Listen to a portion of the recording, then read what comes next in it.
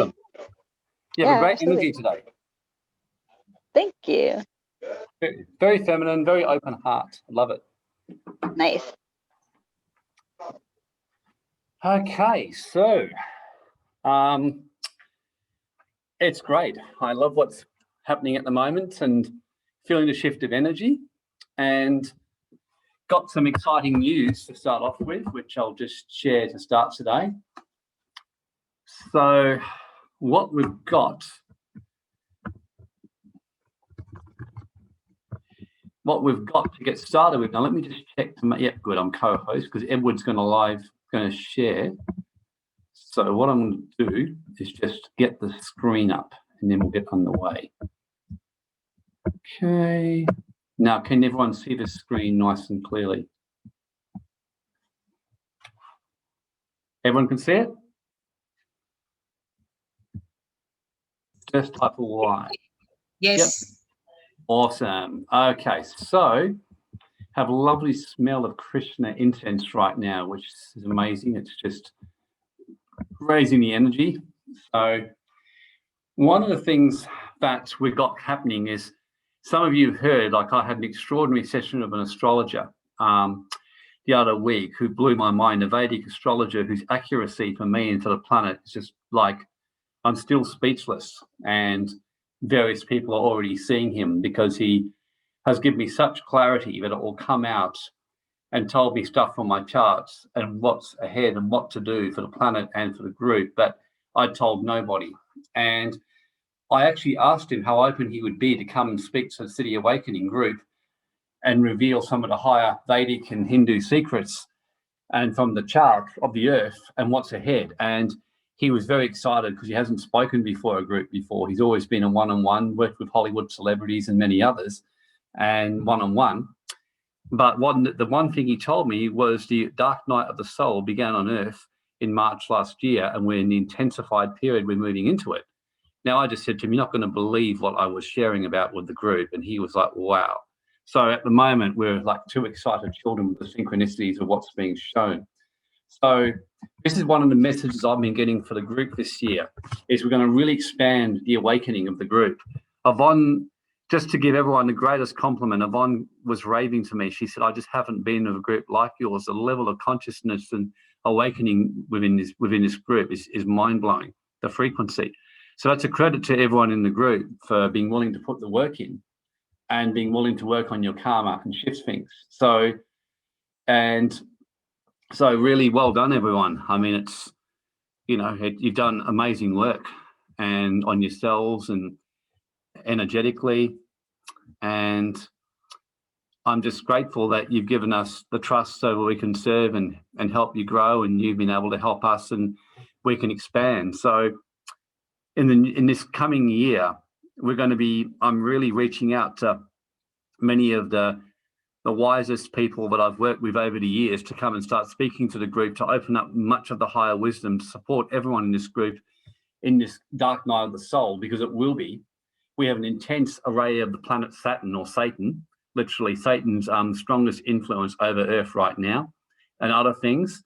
Every karmic shadow, to understand and astrologically what it means, is the Saturn Rahu energy, in simple terms, means the judgment, as he said, where every karmic deed, every unresolved matter becomes brought to account. And that's what we're in right now on Earth, which is exactly what I've been sharing. So it's amazing how it all interrelates.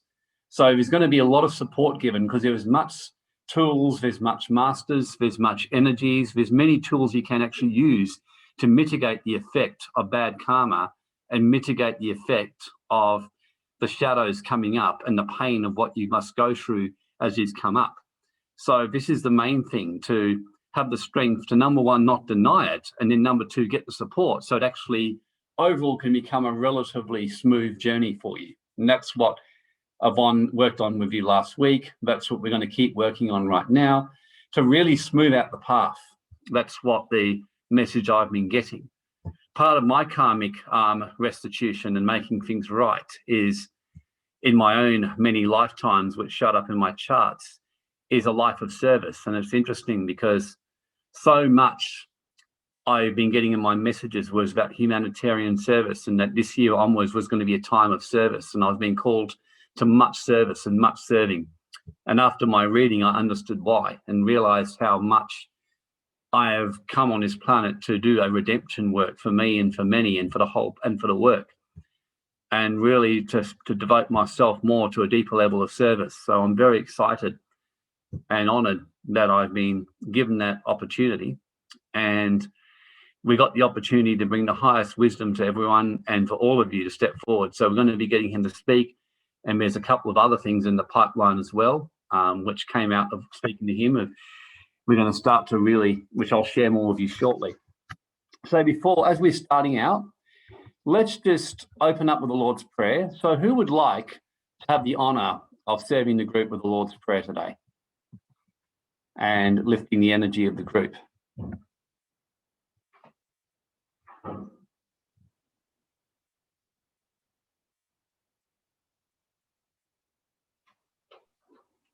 Yes, Warren, I'd like to do it this morning.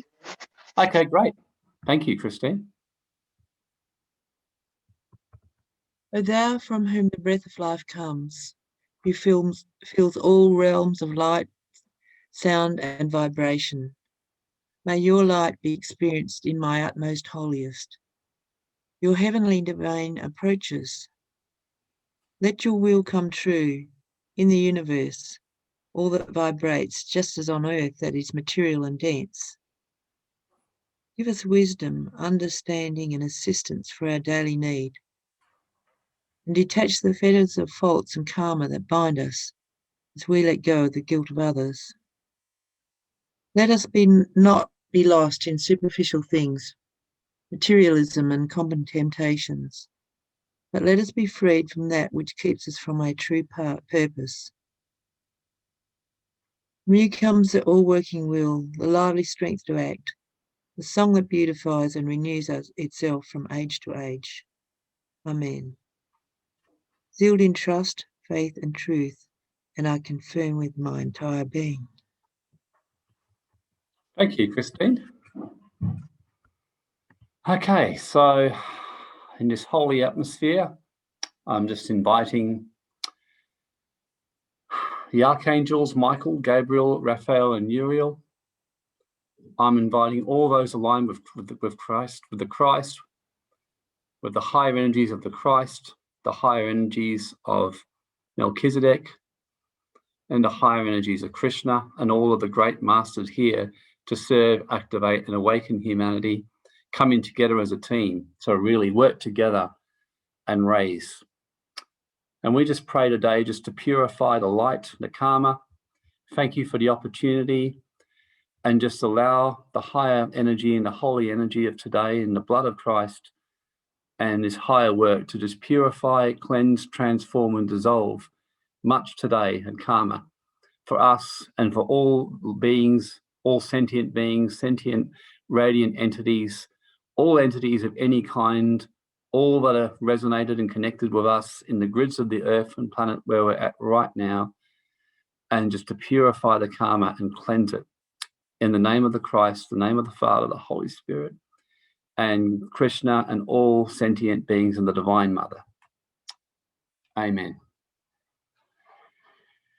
Just having a really wonderful sense today, and just feel the connection to the earth where you are and the connection of all that is happening. So as we're starting out today, and just feel the cleansing that's happening.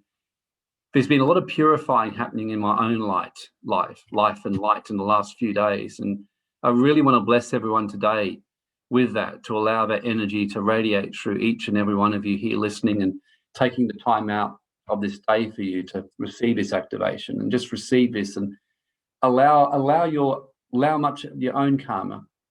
Just get a sense of any karma, anything that's coming up for you, you just feel is unresolved, and just give it right now into the light and give it right now into the Christed radiant energy. And I'm just allowing the portals to open up, because I feel that even as we're starting, there's just a lot of help to dissolve some karma today, just resolve even more. I wasn't going to do this, but I'm just getting a sense where they're saying to me, yeah, let's bless the group here, bless everyone here, and just take this opportunity with anything that you feel that you could use just a bit of help, just to dissolve some karma and just release you from it and bring forgiveness. And my sense is that every one of you would have something just coming up. It could just be a small thing, could just be something around money, it could just be something around hate, unresolved anger, bitterness. It could be something where you feel a wound in your heart, and just give it over, because much is just dissolving right now. We're in a time of heightened energies where so much is being released, and we're getting so much support right now from the higher masters and the higher light beings and angels. So much support.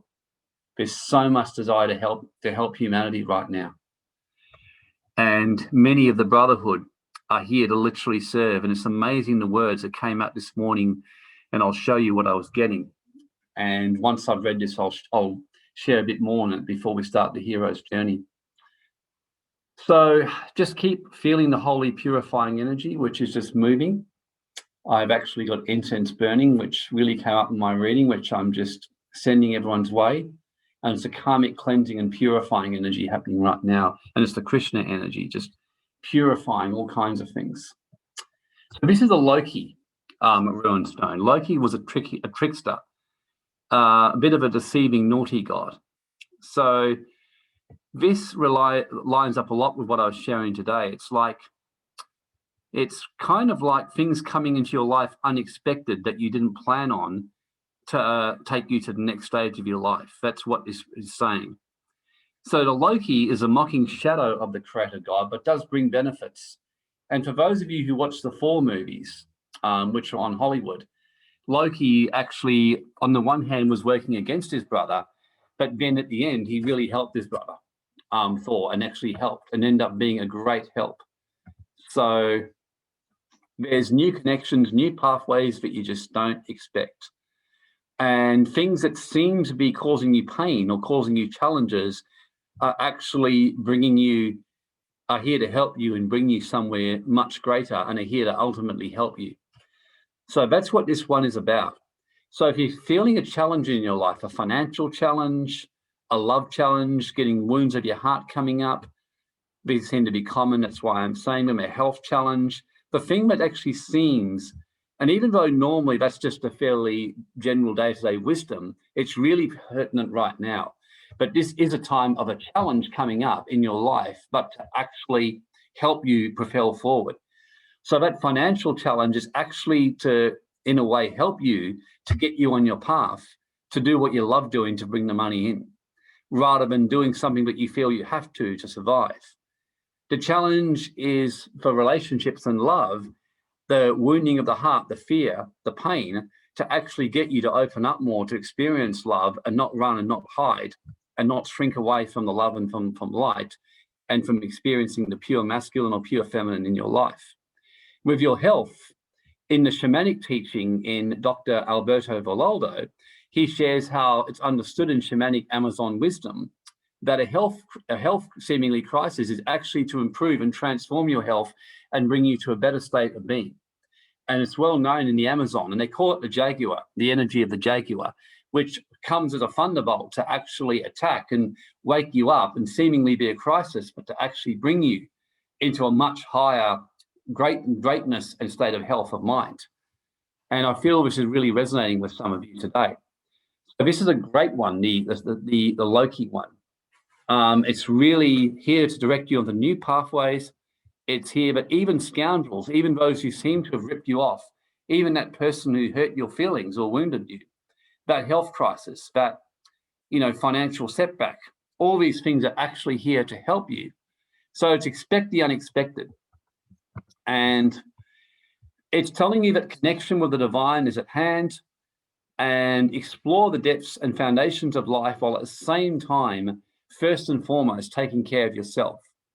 So if you have trouble setting boundaries and feel like you have to do what people want from you, family, partners, business people, this is a time to say no. This is a time in finances to pay yourself first and put 10% aside. This is a time to nourish your own heart and really spend some time connecting with nature. I'm doing so much of that. So that's the rune stone for the day. And if that resonates with you, just send a message just saying yay. And even if you feel like you're happy to do that, just type in what way, like you might yes dash health, yeah, yes dash relationships hard, yes dash finance, yes dash all of the above. Just type something so I can get a bit of a sense right now. So this is a really nice activation. I think I'm sure you're all feeling it.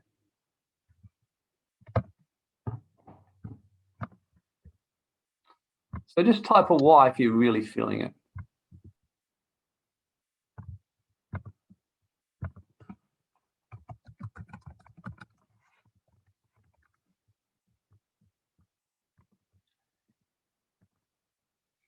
Lexi, all spot on. Yep. Steve, yes.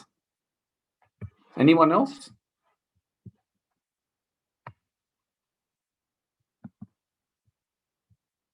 Oh, we got the divine 12. Alex, all of the above. Lexi felt the karmic release in my chest. Yeah, no, as Grace said, you've softened, you're accelerating, Lexi, because you're listening right now. So you keep listening and keep following the guidance. You're going to be well rewarded. That's what I've got to tell you. You're going to be so well rewarded. They're going to make it worth your while, as the words they're telling me to tell you. They'll make it worth your while. So bit of a deal with you they want to make. They said they'll make it worth your while if you listen to them and follow their instructions and stay focused. They're going to make a deal with you. Sam, when I joined when I joined this morning, I couldn't stop crying. I didn't know why. This has settled it. Yeah, it's a karmic release, Sam. Deep grief, guilt, wounding, past life, all that kind of stuff. Deep wounding around men is what I'm being told. They're releasing a lot of that from you. Activating your feminine, opening your heart more. They really want to encourage and reward people today and just take care of people and encourage. And there's cycles and times and seasons for all things. And sometimes, as we know, we've got to give a bit of a hit. But right today, they're telling me just a bit of a cycle right now to send a lot of love to each other, a lot of love to anything and everyone, to really do just that. So just a time of love. Christine felt the release as I was praying. Yeah, look, I did too. And I've never connected with Krishna before, never. And so it was quite profound today. I got really led to connect with Krishna, who was one of the Christs, the form of Christ sent to the Indian people to awaken in the Vedic way. So this is the text we've been using because this is the message for humanity and for all of us right now. Even though we walk through the valley of the shadow of death, which, as I mentioned, the Vedic astrologer I was with this week, who's just blown my mind still, the stuff he's told me, I'm still processing, like stuff I've never told anyone. And the fact that everything I've been teaching in the last couple of months is exactly what the planetary charts show for Earth around the dark night of the soul, the influence of Saturn and Rahu, and everything else, and the time of great comfort that were also available for us.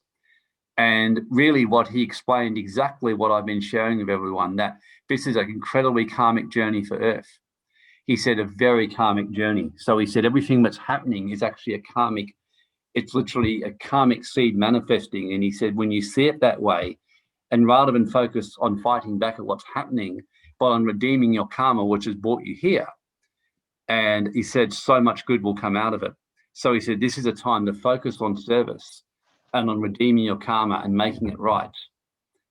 And that's it. Yeah, Alex, it's amazing you're saying a sense to pay yourself and others with tithing and service. He specifically told me about tithing. He said people who are having financial struggles, generally, he said, have been swindlers or thieves in past lives, and they're reaping the fruit of it now. And he said, you've got plenty of that in your chart, which I was very aware about it. And he said, that's why you're making a lot of it right. So he said, tithing and humanitarian service, Warren, will do well for you.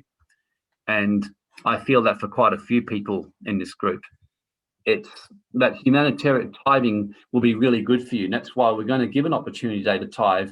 But I want to emphasize that the tithing is going to be used for humanitarian. That more and more, that's what we're going to do with City Awakening. I've made that for this time being. This showed up in my charts, but it really hit me, but deep in my heart, I have a real compassion for what's going on for people. I was hearing about what's happening in Bali with tourism and what people are going through and things like that. And deep down, my heart wept. And I've often shut myself off. And I thought, no, we've got to find a way, even at a small place where we're out as a group, to actually give back and find projects to help. So I'm busy to look at some projects to help these places and places where they don't have the level of support and comfort that we've got over here. So at City Awakening, we can just be, not just become a light with our teaching, but yeah, I'm like, no, we find a way to help those who really have been affected by this crisis. So this was a key of Enoch, which I got today also, and I've put the file letter up to allow it to activate in each and every one. So even if you don't understand the words, just to feel the activation, where the key is about the brotherhoods of light, bringing a message of peace and preparation. And the brotherhoods receive the whole light beings who come in the appearance of man with quantum mechanical corpuscles of light and move in the midst of man by gravitational flux light controls, so that they who will see will see. The brotherhoods come and return in a flash of light. And this is the picture which activates that key.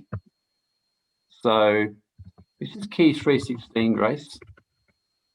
So it's let's just get a sense of that. That's just of that triangle, the Great Pyramid, the lotus, the brotherhood of light, and the spiral to activate and raise the frequency and the colors.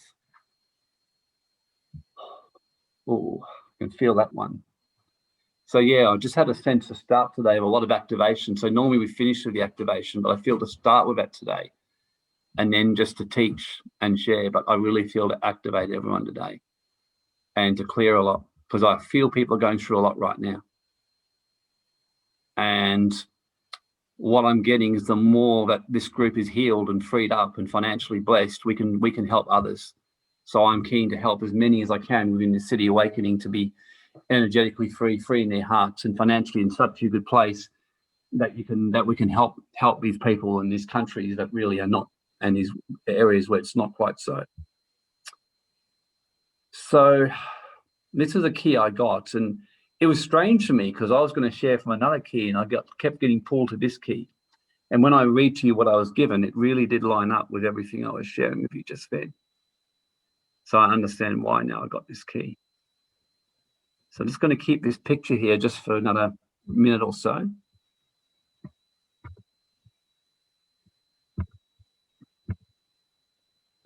Miko, feeling called to help the homeless, seeing as I once was. Yeah, that's beautiful, Miko. I mean, that's something that, yeah, absolutely. I think that this is what I've been getting. The more we do stuff like that and follow these calls, it's actually a financial activation for you and for others. And one thing the astrologer told me, but I feel to share with you, Miko, and it really touched me, was he said to me, Angelina Jolie and you have phenomenally similar charts. Now, I always thought Angelina Jolie was a bit of a fruitcake, to be honest. I like watching her movies, but that was my opinion of it. And he said to me, your charts are actually incredibly similar. And he said, go and have a, he said, I really feel led to tell you to look into her. I think you're going to resonate with her and find a lot of common ground that's going to help you. And so I went and researched her and I was stunned. You know, when I read about her childhood, her life, the absolute brutality of her childhood. She was anorexic, she was bulimic, she was an absolute mess. She was so mentally dark, in a dark place. She used to do sexual foreplay with knives and cutting and BDSM. And by the time she was a mess, by the time she was 24, and then her life changed around 25, 26, when she got on her path. And she started to, and he said to me, like, he knows for a fact that astrology showed her that her path was to go and do a lot of humanitarian work, and that would activate abundance for her, and she did. And within that 5 years, she became the richest, highest paid Hollywood celebrity. But when I read about what she'd done with her money, I was stunned. It just humbled me. Like the work she has done to help the homeless, the sex trafficking and the starving kids, and to help protect wildlife sanctuaries over in Cambodia, going and buying like 60,000 hectare properties and then gifting it to the people. into a trust as a heritage sanctuary, which cannot ever be developed, where poachers can't get in. I was like, that's just remarkable. You know, she pretty much has given most of her money into service of the less fortunate and helping people. And I thought, no wonder she's literally, if you read her story, she's continued to be one of the few Hollywood actresses who gets highly paid and can demand whatever she wants, even to this day. And I thought, and it's no coincidence. Yeah, no, I agree, Miko. I thought she was really dark. I will frankly said, and I thought she was an absolute crackpot, to be honest. And I was just humbled. But when you actually read into her life, what she's done with her actions behind the scenes, she puts every one of us to shame. Like every one of us to shame. You know, all of us who've judged her, she puts us to shame. Because her actions, and if you read what the scriptures and the Vedic teaches, your works of service can redeem much. And no doubt she's human. And like Trump, she's got her many imperfections. And no doubt that just like all of us, she's a bit of a crackpot like all of us. But I just thought, gosh, I think we have a lot to learn. That's all I decided after that. And I thought, I need a good ass kicking. And, you know, with attitudes, that was what I decided after reading that. So anyway, yeah, very humbling. And Lexi works in the darkness to serve the light. Well, many a time this happens. And when you study astrology, often this actually happens. Steve, at 111, as you said that, wow. Yeah, so true. I didn't even pick that up, Steve, so thank you. So great time. And if you have any humanitarian desire in you to serve people, do it. Do it. I'm right now, all I'm thinking is, how can I make this right for me, for the neglect of this area of my life? You know, I wouldn't say I haven't done anything, but I haven't done enough. That's where I was at after that. And I don't say with any kind of guilt, beating myself up, that it's just a pure practical action assessment of my life. I thought, no, I haven't done enough. I've certainly done enough, which has got us to where we have today, but I haven't done enough to get us to where, but for the next stage, there's more to be done. There's going to be more suffering in the world than ever before, this dark night of the soul. And if we ask to be blessed and taken care of by the masters, then like Christ, we too must become a servant and work to serve those who are much less fortunate than us in whatever way we can, even if in the smallest, tiniest way where we're at. And keep in mind, it's not the amount. There's a wonderful story in scripture of a widow who had no money, who gave her last penny to actually help the poor. And she was mocked at by the rich leaders because of the little money she gave. And Jesus said, she gave more than all of you because you guys gave of your abundance. This woman has given everything to serve the people. So just keep in mind, it's not about the amounts, it's the hearts, and just doing that little thing that you know you're called to do right now to just help people in whatever way that you can. So this is what the key said here, and I'm just going to move through this here and move straight over to 41. Moreover, the brotherhood of man, when they're in direct communication with the administrative directors of the B'nai Or, who's the sons of God, by the way, that's the higher light, sons and daughters of God, use the Urim and the Thummim for the exchange of higher wisdom and the reception of specific thought forms from God. The Urim and the Thummim are the special crystals used for divine knowledge and wisdom and direct guidance directly from the higher universe. In the education of a soul, true soul advancement takes place through the channeling of divine thought forms which move the soul of an individual beyond the consciousness of being limited and earthbound. So it's taking us beyond that earthly 3D way of limited thinking, and we start thinking in the same way that high dimensional sons of God and light councils think. So we see the leaders of the earth, we see Angelina Jolie, we see everyone from the perspective of how they see them as souls just like us who are in need of redemption. And especially those who are influential, even more so than ever, how important it is for these ones to turn and to get on path. There are 36 administrative directors on our planet at all times. They are the Hakaman, the wise men who can enter into the Father's presence anytime. They in turn coordinate the brotherhood of man on this planet. So just infuse it in for a little moment, just for 20 seconds.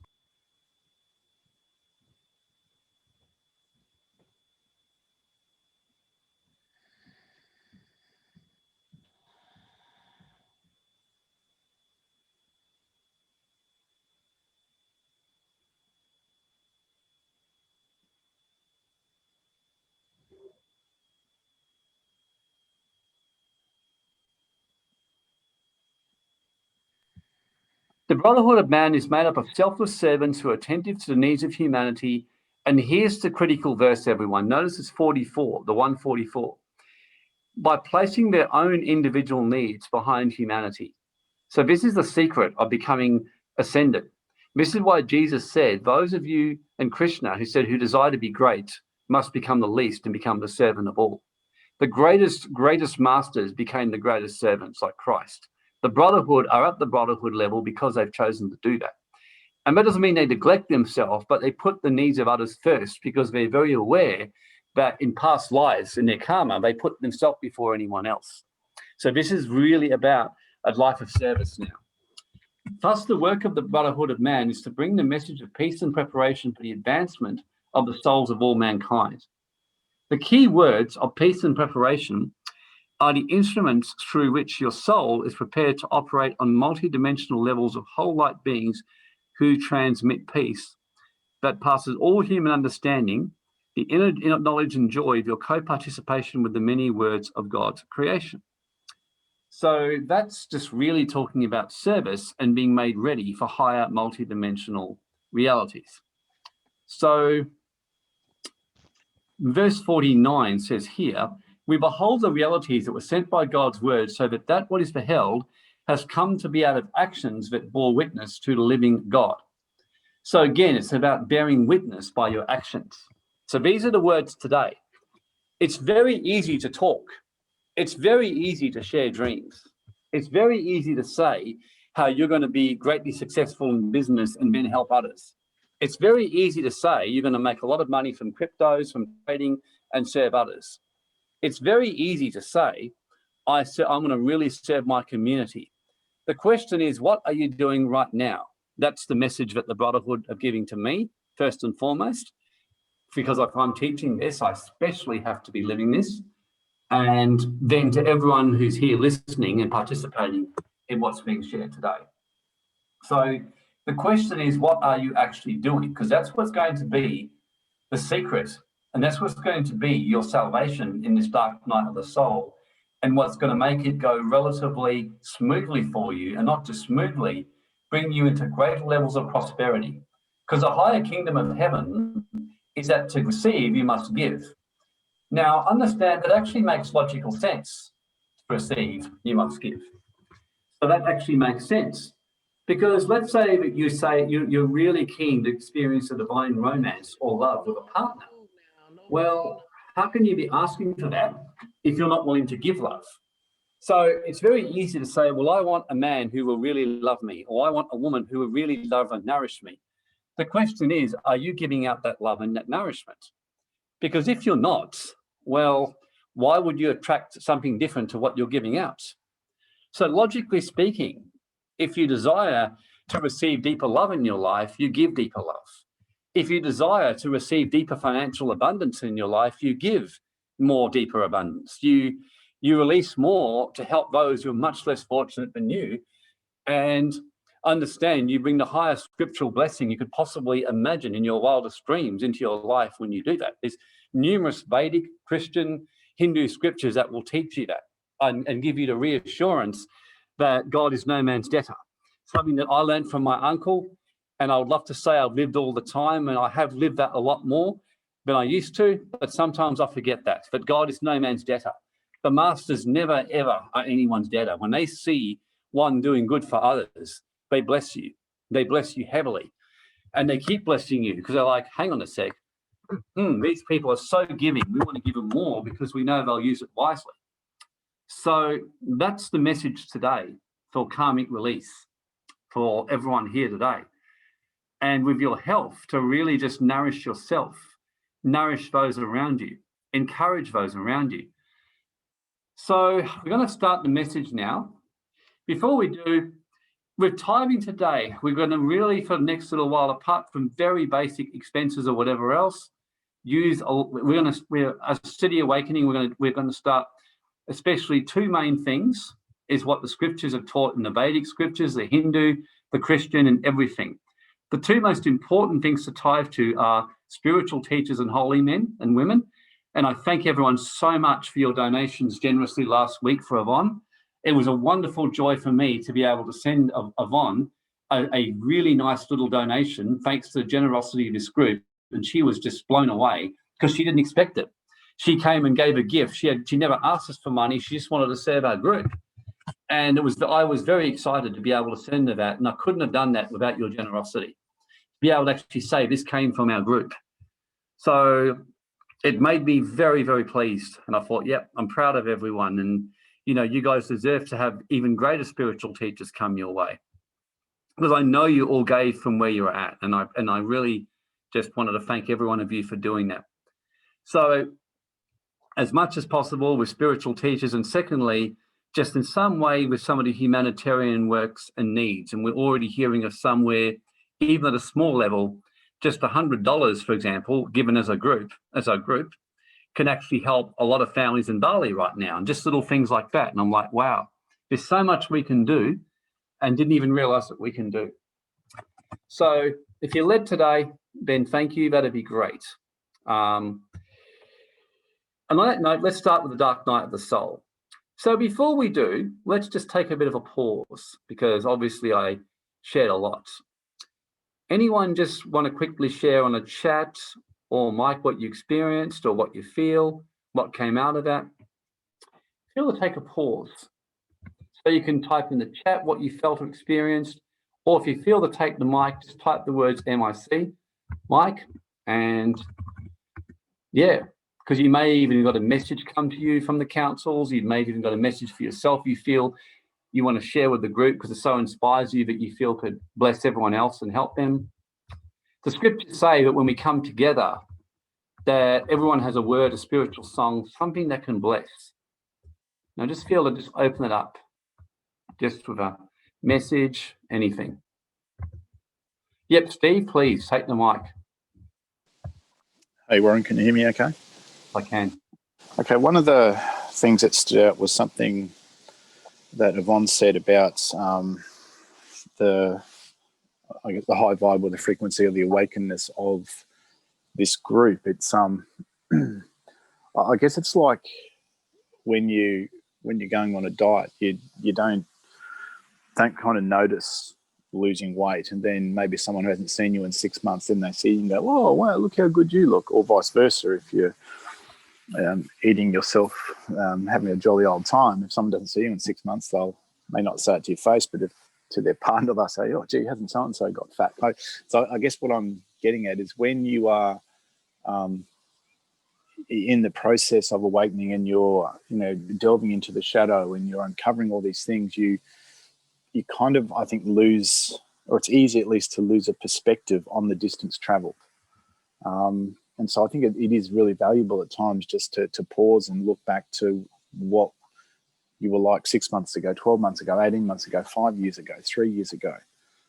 And it just that perspective, I think, is really important, because you can get lost in the maelstrom of everything. So yeah, that was all I wanted to share, Warren. No, that's brilliant, Steve. Thank you. That was a good analogy. You're always good with your words, so thank you. Lexi, incredible. Everything I needed to hear in the moment. That key was perfect. Feeling grateful. Yeah, I can feel your gratitude, Lexi. That's why so much love and great things are pouring your way. Just stay in that vibration. Anyone else got anything to share in a chat or just the mic, even if it's brief?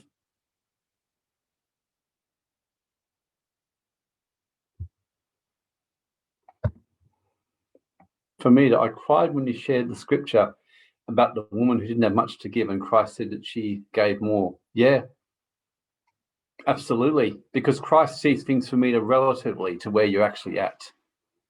And I know some of my greatest blessed times in my life was when I was really challenged and I still gave and blessed. And it was just amazing how I was looked after. Because once you're giving and giving from the heart, you open yourself the abundance of the higher work and the higher flow. And yeah, the book of Haggai especially talks about why the children of God were struggling financially and having all their food and their money being taken off them, losing on investments. Haggai chapter 1, they were having money go out of their pocket. It says, because you guys have starved up your giving, you've just closed up you're so focused on your own houses, your own works, your own richness, you stop thinking about the house of God and the needs of the people. Miko's tearful. Yeah, lovely, Miko. I mean, you can help a lot of homeless people. If you've been there, you know what they go through. You know, you probably would resonate with Angelina Jolie. I think your childhood sounds like it was pretty haunted. So I think you could help a lot of these people if you really, gave into these people and, do a great work to help these people. For me, the woman asked me for 50 cents and I gave her $1 and she said to me, may God double your blessings. Yeah, it's a wonderful feeling when you, see, I don't give to every homeless person because like Jesus, he didn't heal everyone. I don't feel it, but often I'm just walking and I see someone and I feel just to give them something. And my rule is I normally generously give to someone when I see someone led to. I'd rather give a fair bit of money who God's ready to touch and bless than try and help every single person there because some may not be ready for it. So, yeah, I'm just happy. I'm just really excited at the possibilities that we've got today to help humanity and bring greater abundance into the group. So, Dark Night of the Soul. So it's so amazing that Yvonne turns up and speaks on this. I'm sharing on it. And then the astrologer turns up and tells me the same thing, not knowing what we've been speaking on. And or vice versa, how we just interrelated. So the best things come in three, as Steve Plummer teaches with the rule of three. And the Bible says that 2 or 3 witnesses can confirm it. So let's just accept we're in the dark night of the soul, which is a wonderful time of revelation. So I'm just going to share today a little bit more about that stuff and about moving through all this. And like I said, I feel to kind of walk through the hero's journey in stages. And so Yvonne took us through an activation last week. Today, I'm just going to be focusing pretty much on the lead up to the first threshold. And I know I've already covered some of that part a couple of weeks ago. So I'm going to be very heavily focused on the meeting the mentor, the supernatural aid, and starting and getting ready to cross the first threshold. So just going back to the hero's journey, and what I really feel right now for the group is that where we're at right now is there's a call to the next level happening. And for some of us, the call's already been accepted. Some, the call's been refused, but you're starting to feel ready to take the call. Because the hero's journey is always an invitation. And it's something that when we feel the call, it's common to resist the call through fear. Then we go through the supreme ordeal, and then we come back returning with the elixir of power and boons and gifts to bestow upon humanity. So if I summarize the hero's journey in very simple English, there's the original call is like a call to something new, something different, something scary, but exciting, but it's going to be challenging to accomplish. Whether it's a business venture that seems impossible, whether it's a humanitarian work which seems undoable, whether it means a medical center to set up to help people that seems impossible, some kind of successful spiritual path to activate an area where you're living in. Then there's the challenges and ordeal as you go through the changes that have to happen to you to turn from a caterpillar into a butterfly. And then there's a point when you start to come out of the cocoon as a butterfly, and now you return a different individual than you were previously, but now with something, a gift to give to humanity and to help people with an increased awareness and power. So what we did was we started like a few weeks ago about the ordinary world and about the safe place, which many of you really were before you got involved in this group, before coronavirus happened, where you just kind of had your ordinary world, your safe place. It could have been, I'm just a mum with some kids, live a simple life. I'm just a good, faithful goer to church. I'm just a good businessman or business owner and I've got a family and I'm okay. I'm a bit frustrated, but I'm okay. Whatever your safe place was actually. And that just makes you a normal human, a normal individual, someone with your own challenges, your own life experiences, just kind of, or just a kind of floating little gypsy, like some, a couple of you are, where you just kind of float around in life, just thinking, yeah, it's okay. I'm getting by. I'll do okay. And then that moment comes when you get the call to adventure, which we went through a couple of weeks ago. That moment when you get called to the unknown, when you get called to leave your way of life, when you get called to leave your job, when you get called to leave everything that you're actually used to. So Song of Solomon, chapter 1, Genesis 12 and Psalm 45 are all very similar theme. Genesis talks about Abraham, who was a very, very great man of God, but a great man. He was prosperous, he was successful in his community, but he actually gets called into the unknown. And what actually happened, so this is just a quick revision before we go on to the main one today. So Abraham gets the call and he's moving along, kind of living a normal life. And just like that, the book of Jasher shows that Abraham actually, his direct threat to his safety was Nimrod. The guy with the Tower of Babel was going to kill him, and it was only through divine intervention that he was saved from death from Nimrod. So then his call to adventure came, where God spoke to him and told him to get out. So Mika says, wow, a direct threat to safety with my kids and me happened. Yeah, exactly, Miko. Something that kind of shakes up your life. I was speaking to a lady yesterday at a barbecue who, her threat to safety was literally she had someone try to kick her in the head and kill her out of nowhere, just as she was going about her life. And to get away from the kick, she had to fly out the way, and she hit her back awkwardly and broke it. And that started a major journey of health. But it's now made her a very different lady from the lady I met 3 years ago, who's quite harsh, who's much softer, who's more sharing, more open. So the Lord said to Abraham to get out of your country, get away from your people and from your father's house to a land that I will show you. So his hero's journey was to say, I know you've liked living in your country, mate. I know you've been happy living where you are. I know you're happy living in the land of wherever you are. You've had a good way of life. You've got all your friends there. You've even got a bit of money, but I'm calling you to walk away from that. I'm calling you, Abraham, to walk away from your culture. I'm calling you to walk away from the family and the way of life that you've always known and was important to you. I'm calling you away from the hindrances, the traps and the snares that have bound you. I'm calling you away from the old mindset and the old way of thinking around money, the old way of having a secure business, a secure job that, you're kind of on good terms with the government. I'm calling you to build a business, but it's going to be harder to build, but it's going to be a new way and sovereign way of building business. It's going to make a lot of money for you in the long term, but in the short term, Abraham, will be challenging because you're going to have to walk away from your whole way of life. So Abraham's been called to go away from everything that he's known, from his family, the way he's known, the people he's known, the way he thinks is known, what he thinks is important is known. How many of you can relate to him and can feel over the last year, it's been like, yep, I am sure Steve Plummer goes straight away when he hears that. But yeah, absolutely. I felt that call. So who here has felt that call and can feel it? Yep, Steve, yeah, he can feel it.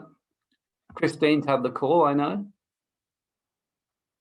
Lexi, definitely. Sheldon. Phil, Miko, you're getting the call right now. You've been getting the call build up in you.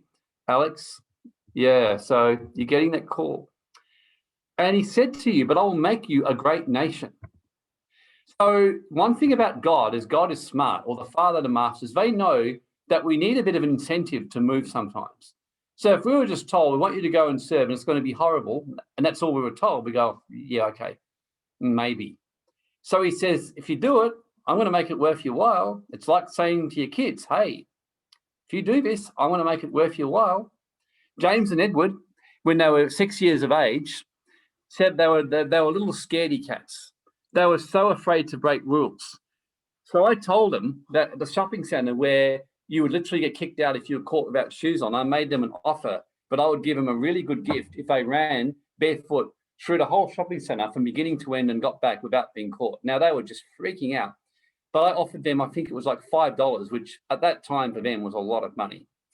So I offered them $5 and to take them out to their favorite cafe if they did it. And after much fear and working it through, they took on the challenge. And I still remember we were giggling away as I was watching them running through, and when they see a security guard, they're hiding behind a bench. And I was a bit naughty. I made the challenge. I wanted to make it harder for them. So I told them, they said, what will happen if we get caught? And I said, oh, they'll probably just lock you up somewhere. You know, they'll probably just arrest you, but only for a short time. So I said, you got to make sure you make this challenge unaffected. And still to this day, they laugh at me. They said, because they made it okay, and they were so excited, and it really helped them go through.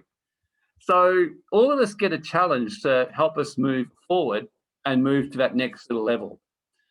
So this is kind of the promise here, and that's why I had that message for Lexi. I really felt they wanted to specifically say to Lexi, we're going to make it worth your while.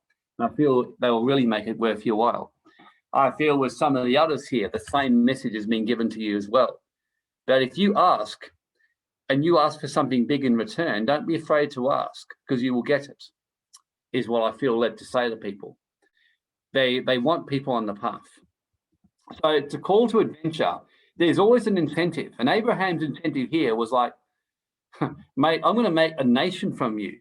I'm going to make you so great that the whole world will know you. You're going to be like a Rothschild. You will be a Rothschild of your day, but in a light. So Abraham goes, right, done, I'm in. So that was Abraham. Psalm 45 talks about a different one. It was about a woman who was actually told to forget your people and your father's house. In other words, we want you to walk away from what you understand your world, because we want you to move into a connection with this man, this king, who is actually going to bring you into your beauty and your greatness. So walk away from your old culture, your own way of living, your own fear, to move into this divine masculine. I want you to walk away from this. Walk away from everything you've known, walk away from your culture, because you're going to be, and again, an incentive. She was promised great prosperity in verse 12. Even the rich will seek your favor. The king's daughter is glorious. In other words, you will come into great riches for many of you. Many of you will actually come into great riches when you actually walk the path of service. That's the message I'm being given to tell you all. You will walk into that. Now, keep in mind, they're not saying to you that if you secretly have an agenda and go, oh, I just want to get rich and I don't really want to serve, but I'll do it just to get a deal. No, they're saying they want you to desire it. There's no problem with saying, hey, I want to be super rich. I know Grace would have no problem saying, I want to be super rich. I desire to be richer than I've ever been before. For me, I desire to see my wealth and riches be even greater than ever. And many of you here. So the message is absolutely desire to be highly successful, highly rich, highly magnificent. But there's a path of service that goes with that. Otherwise, we do become the next Bill Gates. We might not want to believe it, but we do. The next Rothschild. Where we end up doing it without thinking for our own ends. And this isn't judging them. I'm using it as a concept because people can relate to that. So it's a real call in the hero's journey here to everyone. So Song of Solomon, that's another one with the hero's journey in different form.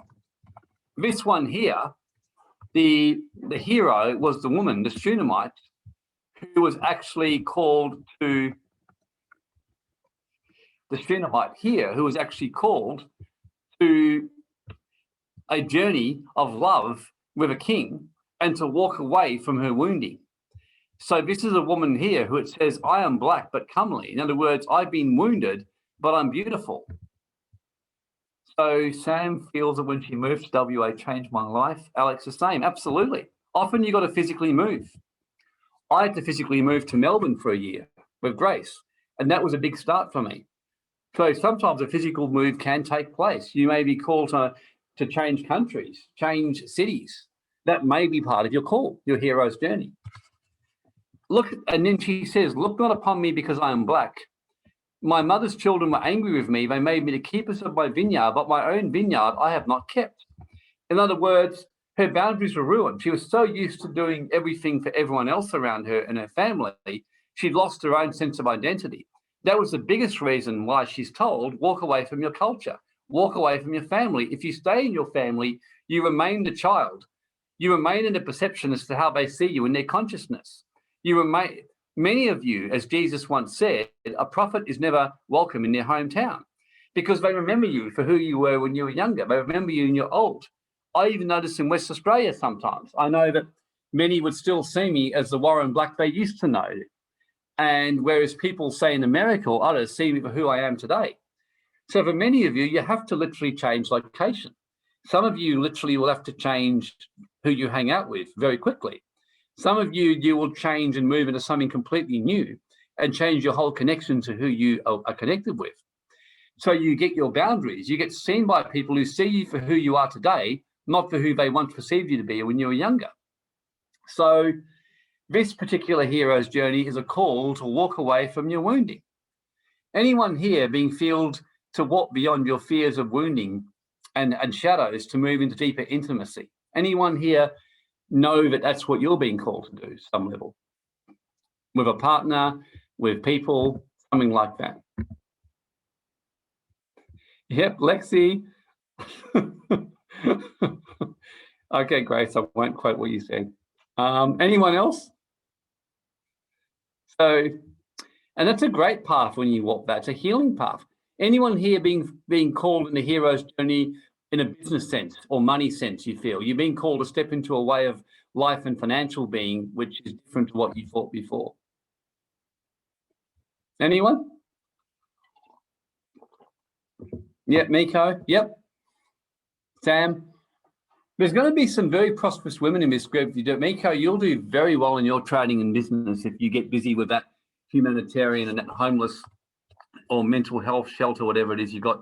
I can see the vision that you've been given. You've been given some vision around that to actually set up some center or something to actively help homeless people and people with mental troubles or darkness in their life. And if you get busy with that and do a lot of work in that, you'll do really well with your trading. I'm telling you now, you'll do very well financially. So that's a very clear message I've been given for you. There's something you've been told or been shown or you've thought about doing that if you actually do it, get really busy doing it. Sam, yes. Anyone else? Yeah, it's a very specific type of healing center, though, Miko. Something that's going to help a very specific type of people. That's what I see. Anyone else? Some of you have been called on a hero's journey just on your spiritual path to a place of discomfort. So that was the first thing, was a call to adventure. So the next thing is the refusal of the call. Now, this is normal. And I'd say all of you have been through that stage or in that right now. My sense is you've either been through it or you're coming out of it. And it's only because of inadequacy. So it's like, how can I start this business? I mean, who am I? I've always been terrible at systems and implementation. That was my fear. You know, I'm terrible at this. It's like Steve Plummer might be thinking, oh, I mean, how can I do this particular thing I see myself doing? I mean, I haven't even done anything like that before. For some of you, it's like, how can I start that work to help the homeless? How can I step beyond my fear with the opposite sex of intimacy? Every time I've done that, I've been so wounded in my life. So there's a fear that hits you where your whole inadequacy shows up. Steve hasn't walked away, he's run away. Very honest. So Steve didn't just refuse the call, he bolted for his life. So Steve is what you call Jonah. Jonah was the classic example in the Bible of someone who just outrightly was honest enough to refuse the call, not just refuse it, but run for his absolute life. Jonah was like, you know, up your nose or a rubber hose. That was Jonah's response to his call. To just get out of here and just run for your blooming life. And yeah, forget this stupid little, you know, hero's journey that can, you know, can shove it up your ass kind of. That was Jonah's way of refusing the call. He just straight out refused to do it and move forward with it. So you can see a couple of examples of the refusal of the hero's journey in the Bible, which I'll show you shortly.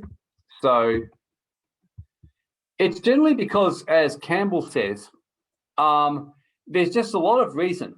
Now, keep in mind, we all know what it feels like when we've had a real call, we run from it. And the problem is now we've tasted something new and different. Going back to the old, we start to disintegrate. when I was first called to this spiritual work and to build this center and build an awakening center and a financial freedom center, I ran. I was like Steve, I just bolted. I'm like, no way. And my life really disintegrated. My income collapsed. My sense of happiness collapsed. I got to the point where I was so miserable all the time and I couldn't seem to break myself out of that absolute rut. You know, I was so miserable. And that was when I got my experience I'll share with you next, when the Council of Nine came. That was my third stage of the hero's journey. So when you refuse the call, things disintegrate. You just get frustrated. You suddenly turn up to your work. I'm sure, and I use Steve because Steve is such a good example. I'm sure, Steve, if you turned up and ran away and went back to your old copywriting and did it just the way you were before, you would just disintegrate inside and you would sabotage everything. You'd almost be kicking out clients. You'd be probably insulting clients just subconsciously just to get rid of them. You just couldn't help yourself because you start to disintegrate. So when you go back to your old, you just disintegrate. And I'm sure all of you know what I mean. It just starts to fall apart. So for me to openly admit she refused and went to go back and there was nothing to go back to. It's like Trinity sitting in the car with Neo in the Matrix. And she's saying to him, you know, Neo, saying, look, I'm not going on this journey. You guys can go and, you know, eat poo. And basically, Trinity's words to Neo was, Neo, you know where that path goes. You know where that highway goes. You know where that road will take you. Don't. Stay. Neo pondered it and he jumped out of the car. Lexi cried a lot, so much. Oh, I'm sure you did. Lexi, when was that? Recently? Like when you felt that call, going, no, no, no, I don't want to do it. No. So years ago, oh yeah, when you were first called to that spiritual walk. Yeah, you just go, no, I don't want to go. So yeah, you just know. But your life disintegrates. Who here knows that you've refused the call and you can remember that moment you just openly said, no, no, no, no, no, no. I do not want to do this. I do not want to go. Just type a Y if you're like, you can remember that moment when you're like, no, no, no, no, no, no, no, no. Lexi is so thankful for that moment, that call. Yeah. And keep in mind, as Yvonne shared, you could have many heroes' journeys. You could have 9. In fact, in Vedic and Hindu teaching, they teach the average person has nine heroes' journeys in their life, in something. That's the, whatever. Grace, Peter told me I'd be, yeah, exactly. You got a big thing. Lexi didn't have a choice. I didn't feel like, yeah, you kind of had a karmic map, Lexi, driving you, knowing if you didn't do that, it would not go well with you. I was the same. Miko got the call at 18 and ran for her life. Yeah. And we often beat ourselves up, but it's often part because it's such a challenge to our way of life. It's very rare that you don't run.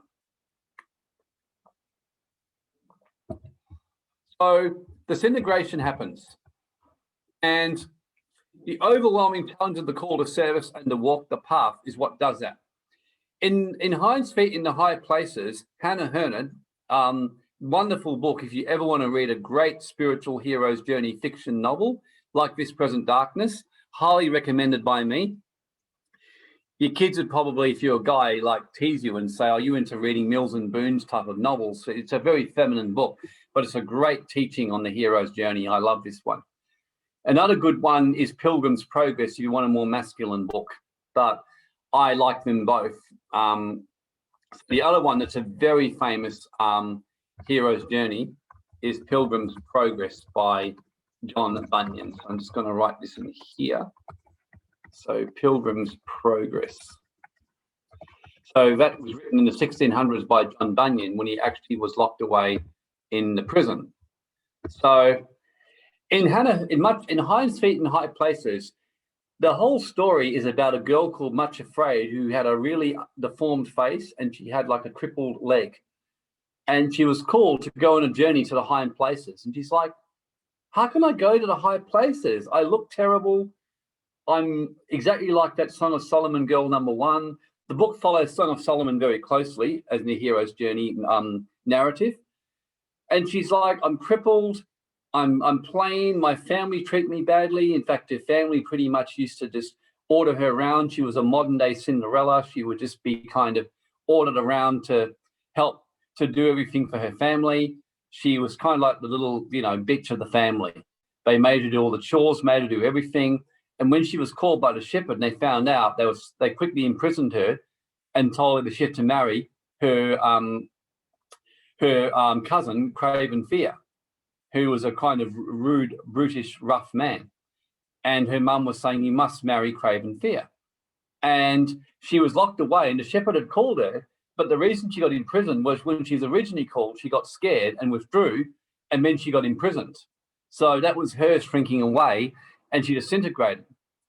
And then eventually she got a help, which I'll share on shortly, to actually get on that journey.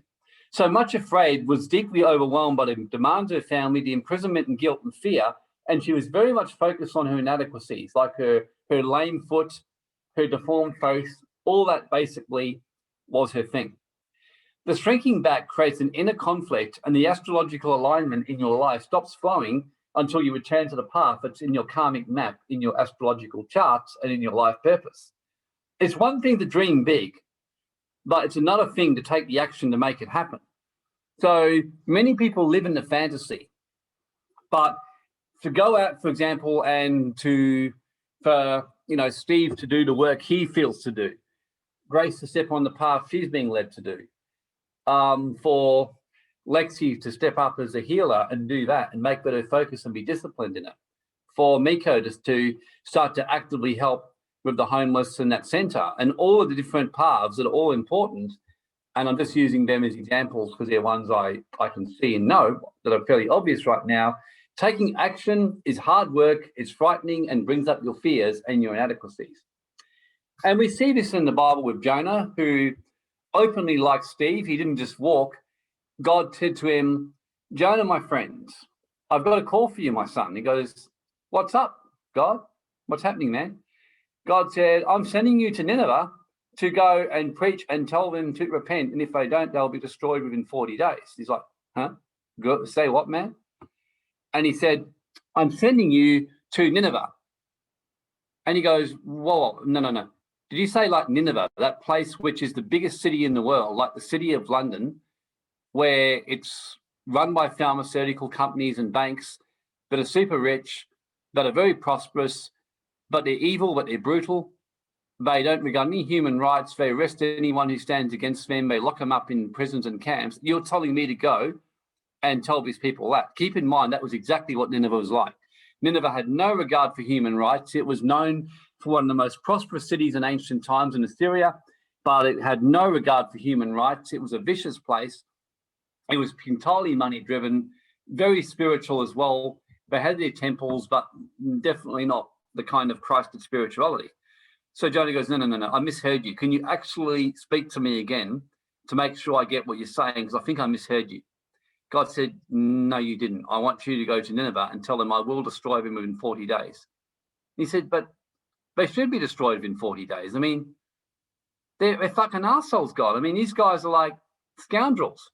You see what these Ninevehs do. They're awful people. And God says, well, yeah, but that's why we've got to reach them. Jonah's like, no, I'm out of here. So the scriptures show that Jonah he literally bolted, and didn't just bolt, he ran, he found some of a ship and said, can you take me? And he actually deliberately found a ship that went in the exact opposite direction of Nineveh to get him to get away from it. Basically, he said to God, fuck you, I'm not doing that. I mean, that's just insane. I am not doing that part. That's just the silliest thing I've ever heard in my life. So Jonah's sitting on the ship, and the ship's moving along quite along. A huge storm happens, and it's so bad that everyone's about to die. Now, the sailors of the ancient world, being very in touch with the spiritual, they cast lots, they did their ruin stones to find out who was the one karmically attracting the ship accident. They were very in connection with the fact that all accidents, all injuries were a metaphysical alignment happening, or misalignment. The shamans of old knew this. The shamans of the villages would walk in and balance the energies. Today, we're so caught up in technology in the Western world, We forget that.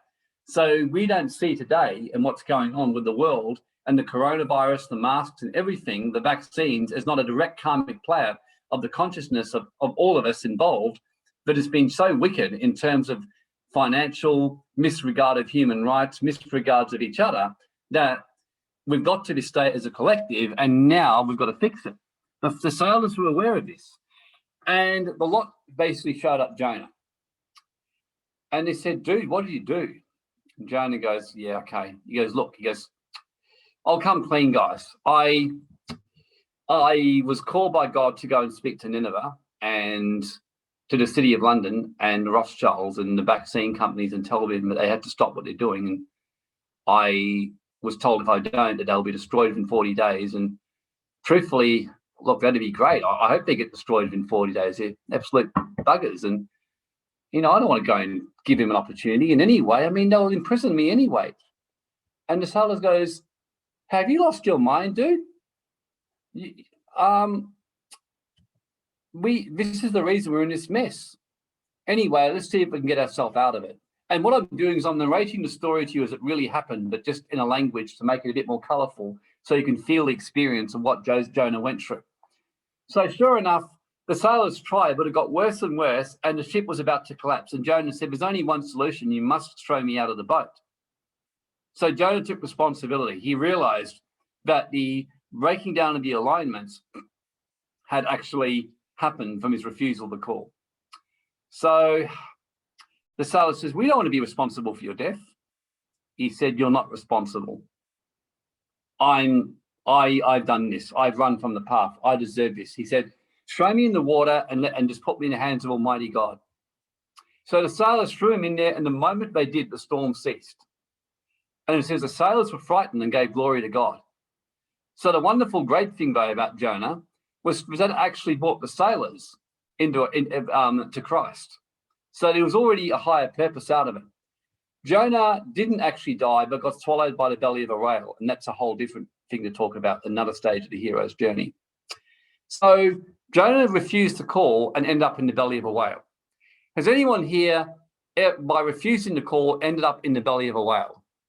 Just that I will put a yes, I definitely have. Anyone had that happen to you? Where you've ended up in the belly of a whale. You've ended up in a really big black hole. Almighty, only one. Lexi, yeah. Steve, yeah. Christ, I'm a black hole. Sheldon, Christine, yep. And the other one is Moses. Moses was called to go and deliver the children of Israel from the Egyptians. Alex chose the wrong career move, paid for it. Yep, I've done that before. I ran away from it and I ended up in a big hole in 2017. So Moses basically ended up in actually, although the Bible doesn't show this, when you actually read the scriptures and the works of Josephus and the book of Jasher, at one stage, Moses ended up in prison for a period of time. So he ended up in a wilderness for a long time because he ran away from Egypt. It was like the Lion King. Has anyone here seen the movie The Lion King? Simba, Hakuna Matata, no worries. Anyone here seen Mufasa, Simba? Yeah, quite a few of you. Scar. Yeah, so part of the Lion King was refusing to call. When he saw his father die, he ran into exile and he hid. So that was part of the journey for Simba. So Moses ran into the desert and went through his various trials and ordeals, but after refusing to call. And some of you, your refusal just to be simple as you throw yourself into the way of life in city, you get caught up in it and just disconnect from your spiritual path. That can be another way of doing it. And at that point, supernatural aid is what then comes to the hero. So this is the third part of the hero's call. Supernatural aid comes. In other words, you hit that point when you realize you can't go much further and supernatural aid comes. And this is when that point comes when you actually say, like Jonah, okay, I need help. And here's where the magical helper came. In Jonah's case, it was a whale. A whale turned up and swallowed him. Now, on the surface, getting swallowed by a whale is not a particularly nice experience. But in Jonah's case, it saved his life. If otherwise he would have drowned in the ocean. And in that moment is when you get presented with a gift or artifact to aid him in request. My supernatural turning point was a bit more spectacular than many others, of course. I had 9 beings turn up to me on the night of my birthday on the 4th of May, 2018, and completely out of the blue. And my life was never the same again. So in that situation, my supernatural aid was that. I had an absolute visitation out of nowhere from 9 beings. And they gave me all kinds of gifts, healings, supernatural power. And because by that time, my confidence was shot. I just did not believe I could do the work I was called to do. I had been told very clearly that my hero's journey, my call, was to create a spiritual awakening center that would prepare humanity for the tribulation and the times ahead, and to help humanity prepare for the ascension, and to awaken people to clear their karma, take them through a structured process of ascension, beginning to end, to move those who are ready into their oversoul and those who weren't quite ready for that still to be moved into ascension and moved into through their light body and through their karma into a sanctuary. I was told all that. I was told to create a financial education center or wealth club to help people become financially independent and looked after in this particular time. But my confidence was shot. I'm like, how can I do this? All my attempts to do it in my own strength had failed and often end up with people around me being hurt. I had numerous starts and false starts in my call. I had a couple of failed businesses. I had a couple of failed works. I had a marriage end. I'd had a couple of investments fail. My confidence, by and large, to do this work was shot, and I'd pretty much done a Jonah and just run and just gone straight onto a boat. And this was the point when the higher council turned up and spoke to me and changed my life over those coming 6 months. Those moments, those times, being taken back, given lots of gifts, being given the powers you see me exercise today, where people get healed in the webinars, where I get past life visions of people, where I see gifts in you, prophetic gifts, when I can activate crystals and grids. All these powers were given to me in those higher realms in Arcturus. I was given numerous gifts. In my case, I was such a chicken, scaredy cat. They had to literally give me so many gifts and reassurances before I walked into it. So the reason I was given so many gifts and great powers was not because, it was like, let's look after him. Yeah, they did do that. But because even though they gave me a lot in the beginning, I still was too scared. They literally had to give me so much powers as reassurances before I was ready. I had to get reassurances that I wouldn't end up in a torture chamber by the government. I mean, I was shit scared of all of that. This is you seeing my side of that. I was terrified of it. I was terrified of failing again. I was terrified of failing in the work. I was terrified of letting down people again, which again we had done it a few times in the past. I was terrified of not doing well. I was terrified that I would end up getting attacked by spirits, and I'd never been afraid of taking them on, but I'd done it a few times and come off second best because I wasn't ready. I was terrified of basically all kinds of stuff. I was just terrified that I really would not be up to this one and being able to finish what I started. So eventually I had to get given all kinds of reassurances. My training as a lawyer helped me because I negotiated with the higher councils very hard over a 6-month period. I insisted on being given certain things and reassurances to the point where they were almost laughing at me for, God, you drive a hard bargain. But I was like, yeah, I said, I'm terrified. And I was given much supernatural aid. So that's why I said to you, never be afraid to talk and share what you need. It's better to be honest with the councils rather than say, yes, I will do the work and then run away. You're better off to just say, no, I don't want to do the work, and then tell why. Because then that gives a chance for you to be given the supernatural aid that you need for the work. Because when you agree to do your path, when you agree to start that path of opening your heart for love and intimacy, where you've been wooed in that area, when it comes to basically going on that path in business, which terrifies you because you've had a few false starts, when it comes to terrify you to start that homeless shelter or work, when it terrifies you about doing that work that you feel to do in your community and step into do it, becoming a full-time business owner or spiritual healer or whatever, that you get given the reassurances, the aids, and the things around you to guide you onto your path and to help you. So it's a kind of like, you make it worth my while, and that will help me. And what happens is at that point, the doubts start to dispel. At that point, the shadows go away and you go, great, I'm ready to go. And this is where the supernatural encounter, for some of you, that supernatural aid may have just been Grace and I coming into your life. In other words, I know of a few of you that happened. I mean, after my experience with the higher councils, as Grace said to me, she said, I'd seen you change in the past, but I knew this time was very different. She said, you were a different man. She said, you were not the same man. I was like Paul on the road to Damascus. I came out of that a whole new man, literally. I was like Scrooge. I was one man one day and a new man the next day. I literally was like born again on a whole deeper level than I've ever been born again before. And that's why people around me saw that was different. I know James Ed Williams saw I was different. I know many people who knew me said, you're different. And the result of that then was others, like I know, who then we've come into your life to actually help you get that supernatural aid for your path. Others, it may be someone else. You may have had someone turn up in your life. You may have had your own encounter. I know Lexi had her encounter when she was 22 that actually accelerated her and onto her path and was a life-changing event. And then she tells me that the awakening within turned up for the next level. And then there's various others here who know that you had your divine encounter. So this gets you on track. In the hind's feet on the higher places, this is what happened with Much Afraid. So the shepherd turned up and said, I would actually help you. And what the shepherd actually did for Much Afraid is he gave her a huge dream, a huge promise.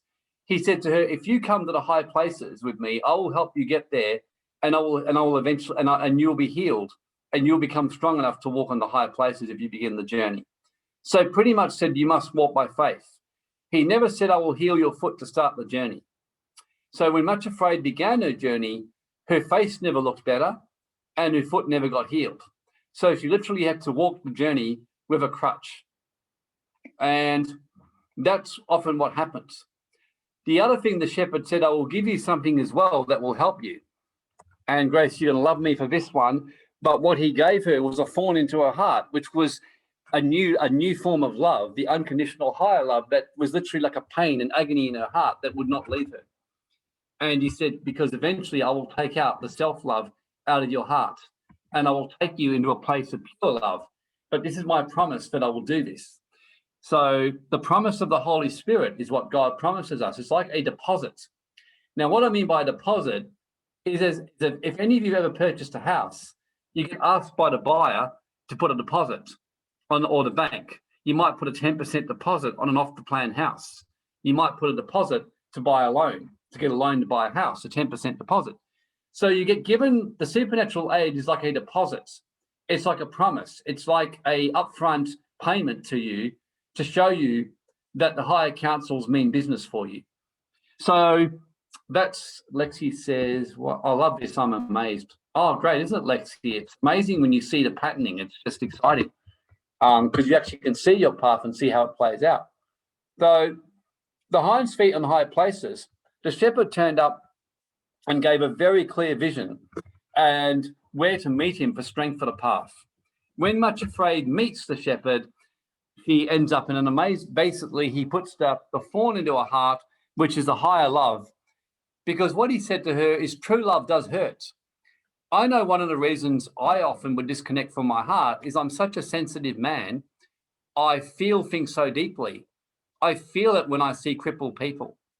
I feel it, I really do. I feel it when I hear about, refugees and the poor. I actually do, I feel it. I don't like seeing people in those positions.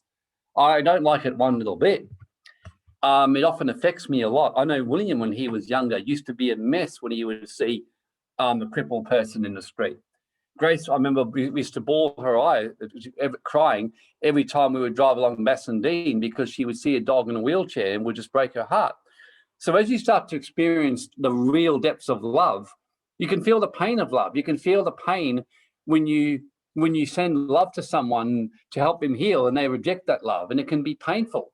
And often we shrink our love back and we shut it down.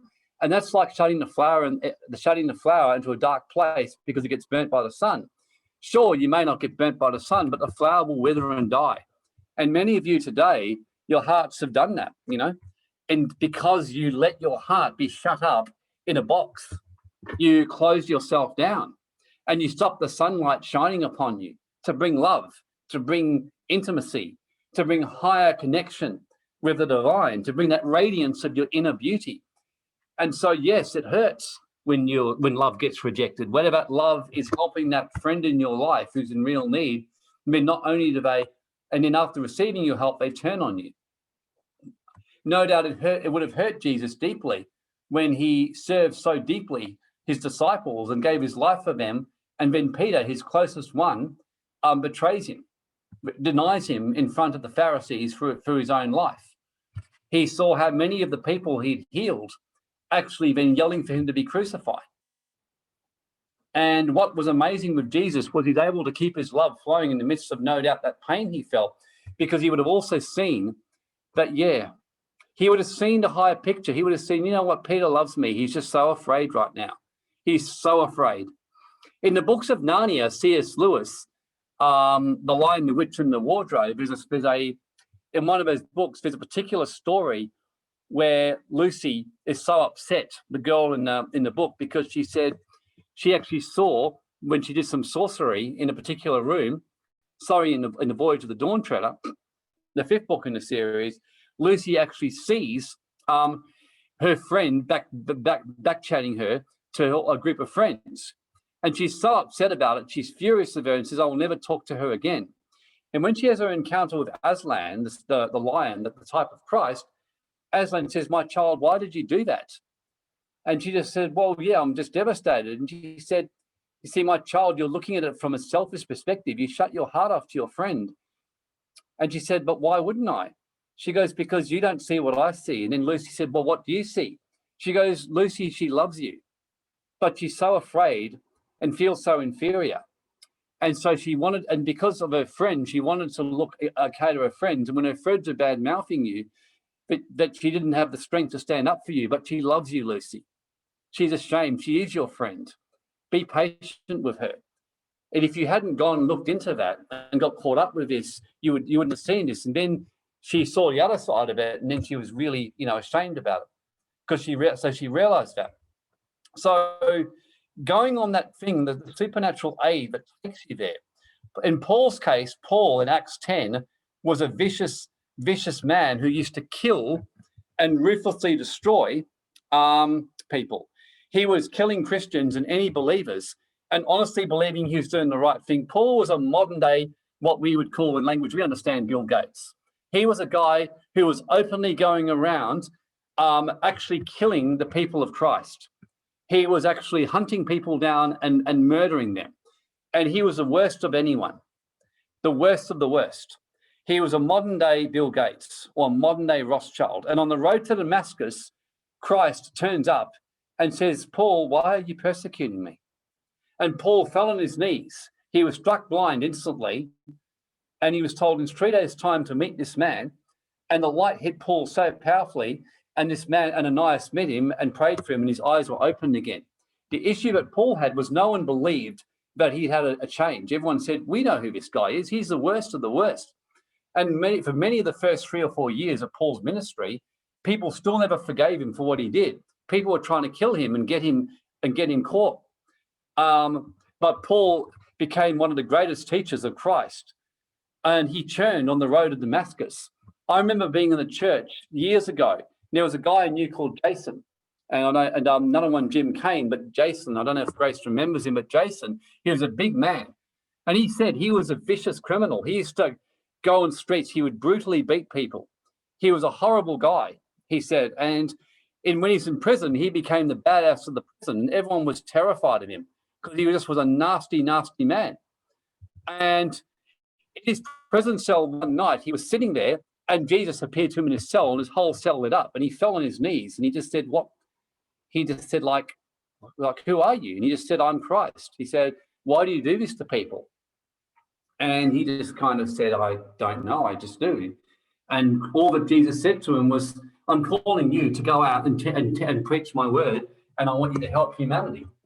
And he said, what do you want me to do? He said, I want you to tell everyone in prison. And he gave him a series of instructions. And he said, and when you get released from prison, he said, you're going to carry a cross around for many days.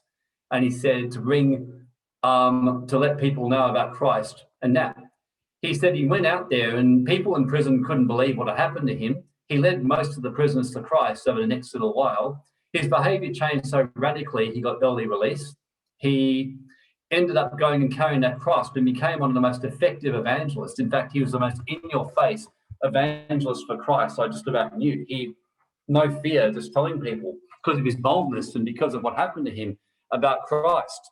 A guy who was a vicious, violent criminal, he literally, he became pretty much obsessed with helping the gospel and helping bring people to Christ and helping the homeless and anyone who was in need. So the supernatural aid is that supernatural encounter where you get given a new perspective, you get given the tools, you get given a whole new way of thinking. So that's what happened with Paul. Exodus 3 was where Moses, who was now living in the wilderness, sees a bush burning. He goes and says, I want to see what's happening in that bush. And God, and the bush is on fire, and then God speaks to him. And Moses is afraid, and that's when God calls him and says, I'm calling you. And Moses, like me, was a big chicken. He just kept refusing and saying he couldn't do it because he had a speech problem, because he did. He'd lived for 40 years in the wilderness. He'd lost his sense of being able to speak well. He was a broken man. And God gave him the gifts, gave him supernatural power and said, I want you to go straight to Pharaoh and I want you to tell him to let my people go. And Moses just said, you've lost your absolute marbles. He said, Pharaoh will kill me. There was actually a death notice on Moses. There was a wanted sign because they wanted him killed because of a crime he committed 40 years earlier where he killed someone in Egypt. And here God was telling him, I want you to go up to Pharaoh and I want you to take him head on. I have a friend in Melbourne, Danny Nalaya, who's a pastor of a huge church, a man who's an incredible miracle worker, a man who in Sri Lanka has stories that will blow your mind. A man who actually said, he said he had the secret police turn up to arrest him in Sri Lanka. And he said the Spirit of God hit him and he just ordered the police to leave his house and they ran away. Now, that never happened in Sri Lanka. So they came to arrest him, to torture him, like they had to all the other pastors for illegally preaching the gospel. He was told by the Holy Spirit that he was to go and preach Christ in a certain village. He said, I can't do that. He said, they kill preachers. It's illegal. And the local Buddhist Agro tribe will kill me. And he said, don't worry, I'll take care of you. So he obeyed Christ, but he went there shaking. He preached the gospel, preached about Christ. He then gets on his bike, and as he's leaving, 3 men come running out with huge scimitars, which are massive swords, and ready to cut his head off. And he couldn't stop the bike in time. So he closed his eyes and he basically said, I was ready to go home to be with Christ. He thought, yep, I'm dying right now. He heard the scimitar swing, nothing, and then he opened his eyes and he was fine. Looked behind him and the guys were just standing there, not even looking at him, not even moving. So he just rode off as fast as he could and got home. The next day, he said there was a knock on his door and he answered it. And he saw the 3 guys standing there with faces full of shock and fear. And he said, well, what are you guys doing here? And he said, you're the guy that we tried to kill yesterday, aren't we? And he said, yes. And all they said was, please. They said, Danny. They said, your name's Danny. They said, please, show us who this Christ is, who you serve, quickly before he kills us. And he said, what are you talking about? And what they told him was, they were sent by the local Buddhist military to kill him. As they swung their swords at him, this huge angel appeared out of nowhere, blocked their swords, and just hit them and sent them back and glared at them with a sword hovering right the point at their throats. And he wouldn't leave for ages. And they just said, and then instructed them to go find him. And he said, we just had to find you, but we have you to pray for us, to introduce us to Christ before basically this angel comes back and gets us. And of course, yeah, this guy is an amazing guy. He's one of my friends over in Melbourne. He's raised people up from the dead on buses, all the stuff you read about in the Bible. And so his case was definitely a supernatural encounter that called him to the path. He told me that. He said, because he was terrified. He said, I can't go because preach the gospel in Sri Lanka where it's outright illegal. But he was assured if he did it, he would be taken care of. So Moses went to speak to Pharaoh and he was protected. Same happened with Elijah. He was told to go to Ahab, who also had a death notice upon him. In Matthew 14, Jesus gets his supernatural aid. And he is then called to go forward, and he has his temptation in the wilderness. He has his dark moment, or so to speak, his moment of rejection where he's wrestling with it, where Satan's coming and tempting him and saying, like Jesus, you don't have to go through this wilderness. You don't have to do all this. You can just, mate, just don't do any of it. And Jesus rebuked Satan. And then at that moment, after that happened and he came out of the wilderness, at that point there, around that time just before, he had a supernatural encounter at the River Jordan where the Holy Spirit fell upon him like a dove and activated him for his path and gave him the gifts and power to go out and preach the gospel. At that point, he had the strength to go out into the wilderness to have his encounter with Satan and get ready for his ministry. So this is the whole nature of the hero's journey. It's that moment you get that supernatural aid. Can any of you remember that moment when you had that supernatural aid, whether it was a mental, a supernatural experience, and can you remember what you were even given? Like what was given to you to help you? Can anyone remember?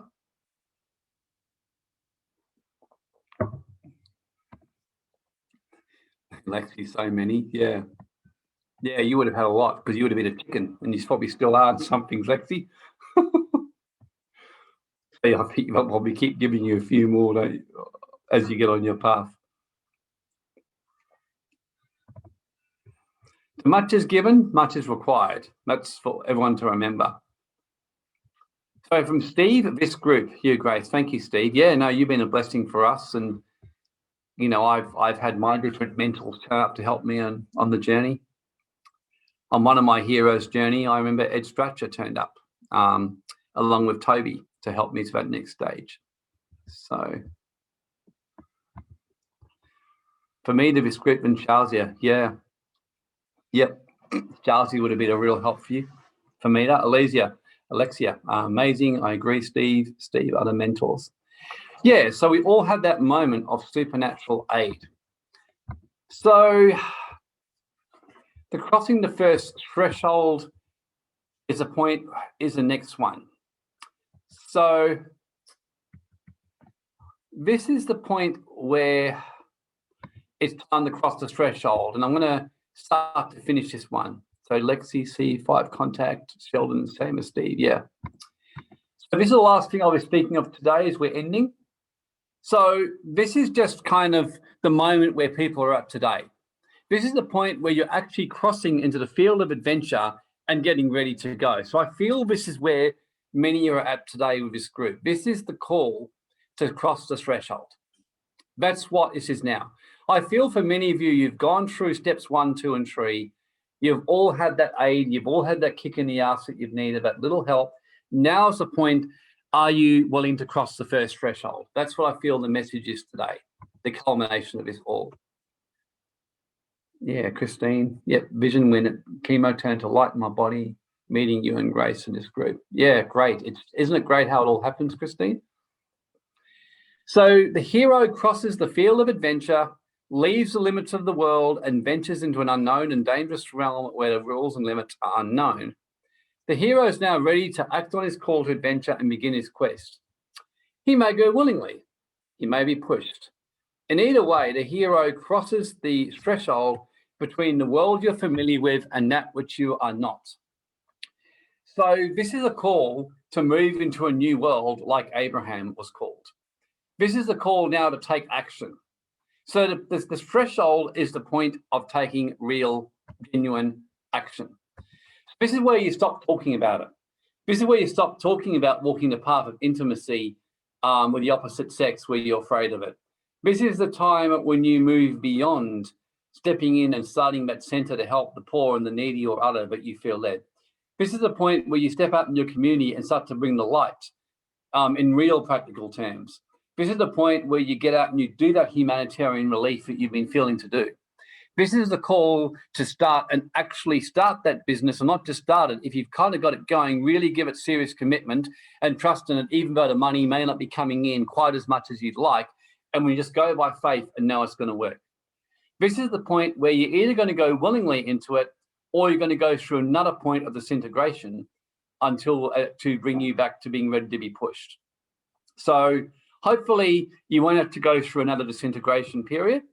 This is the day when I feel the message is to step out and to start to take action. This is where you cross the threshold. This is where you leave your old world. This is where once and for all you say, I'm leaving it.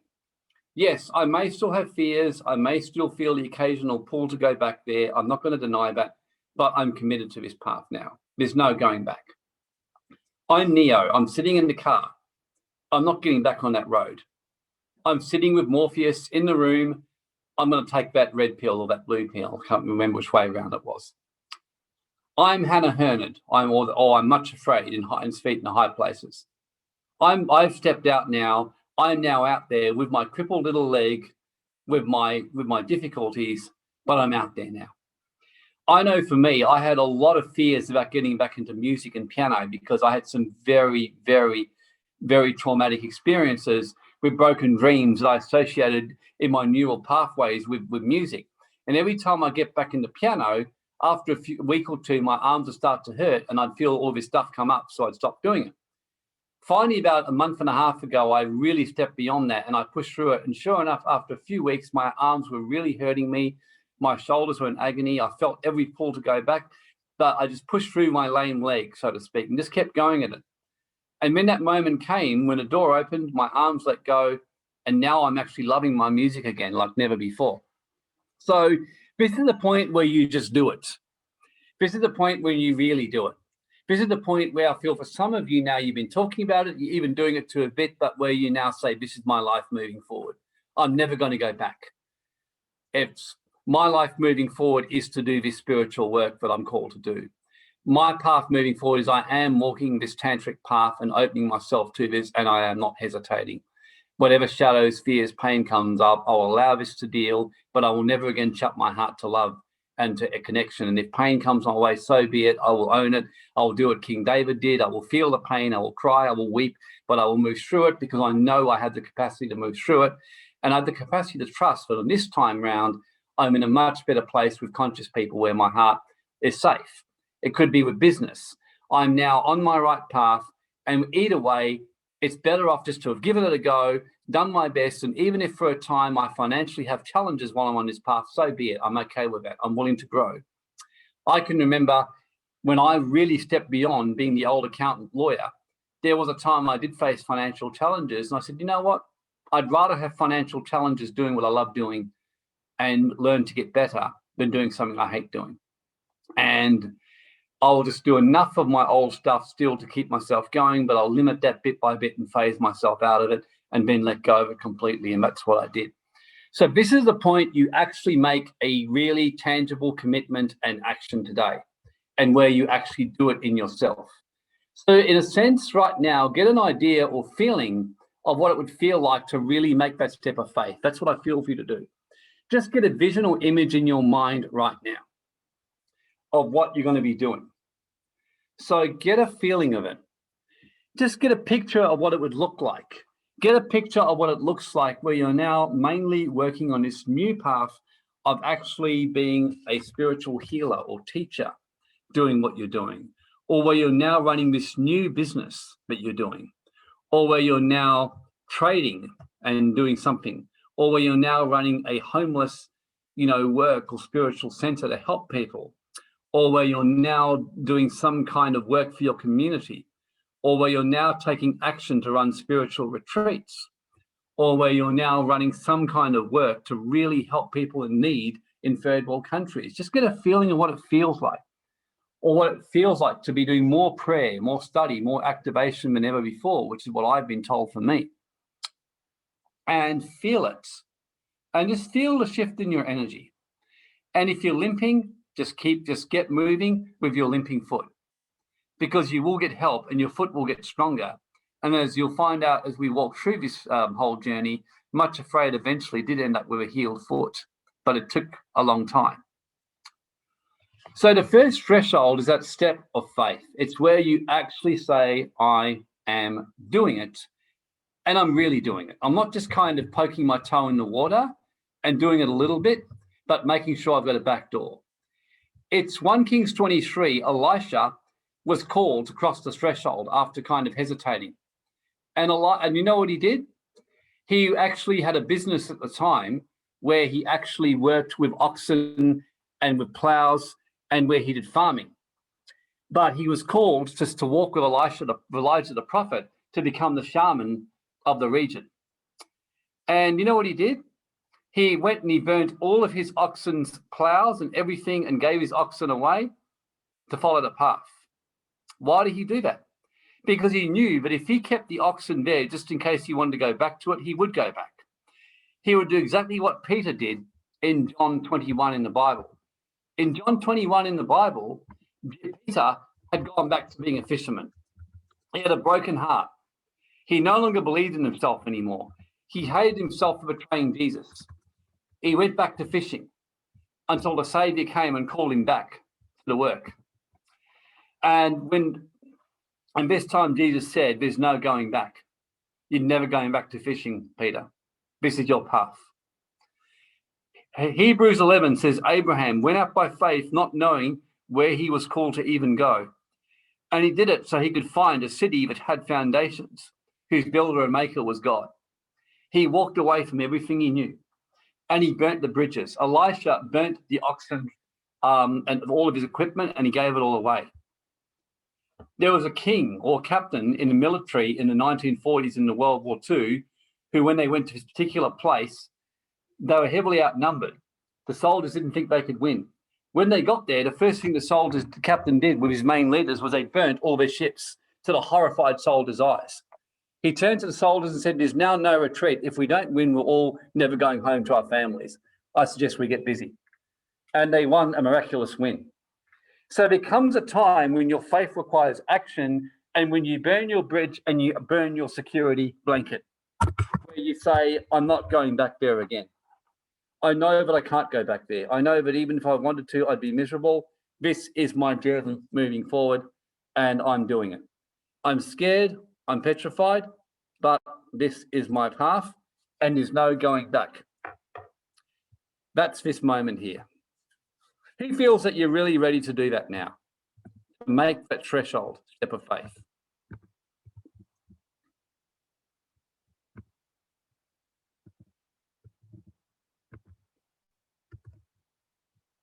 Anyone feel really ready to do that yet, or not quite yet?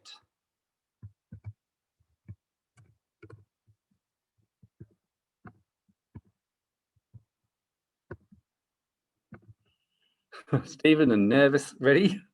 Sheldon, and yes. Lexi, yes. Steve, I love it. Alex committed this morning. Lexi feels like I just did it while you were talking. Yeah, I could feel you actually, Lexi, doing that. You were like, yep, okay. I'm going to stop scurrying around like a ferret. There's some ferrets who are faster than others, and you're a very fast ferret. You know how to hide. You're a very difficult ferret to catch. Alex took some action. Lexi's hilarious. Yeah.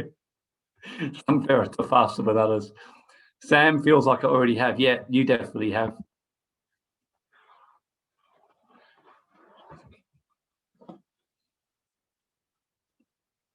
Yeah, I'm a pretty fast ferret too, Lexi. Don't worry. And I know Grace is a very, quick little ferret, and she's been well and truly reined in. Yeah, the ferret for the win today. Me too. The good thing with the father is he knows how to catch ferrets.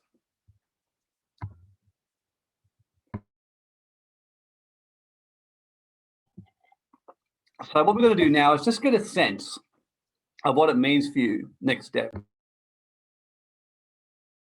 Just to feel a practical step that you can do. Some kind of step in the physical, which will show you mean business. It may not be as radical as burning things up. It may be, I actually gave up my law firm and shut it down and gave it all away. That's what I did with my law firm. When I knew it was to walk away from law, I literally didn't only do that, I burnt my bridge. I actually told the Legal Practice Board, I signed a deliberate undertaking that I was even told I didn't have to do, that basically banned me to get back in legal practice for 10 years. I didn't have to do that. They even tried to talk me out of it. So I'm actually banned now from being a lawyer for 10 years by my own choice.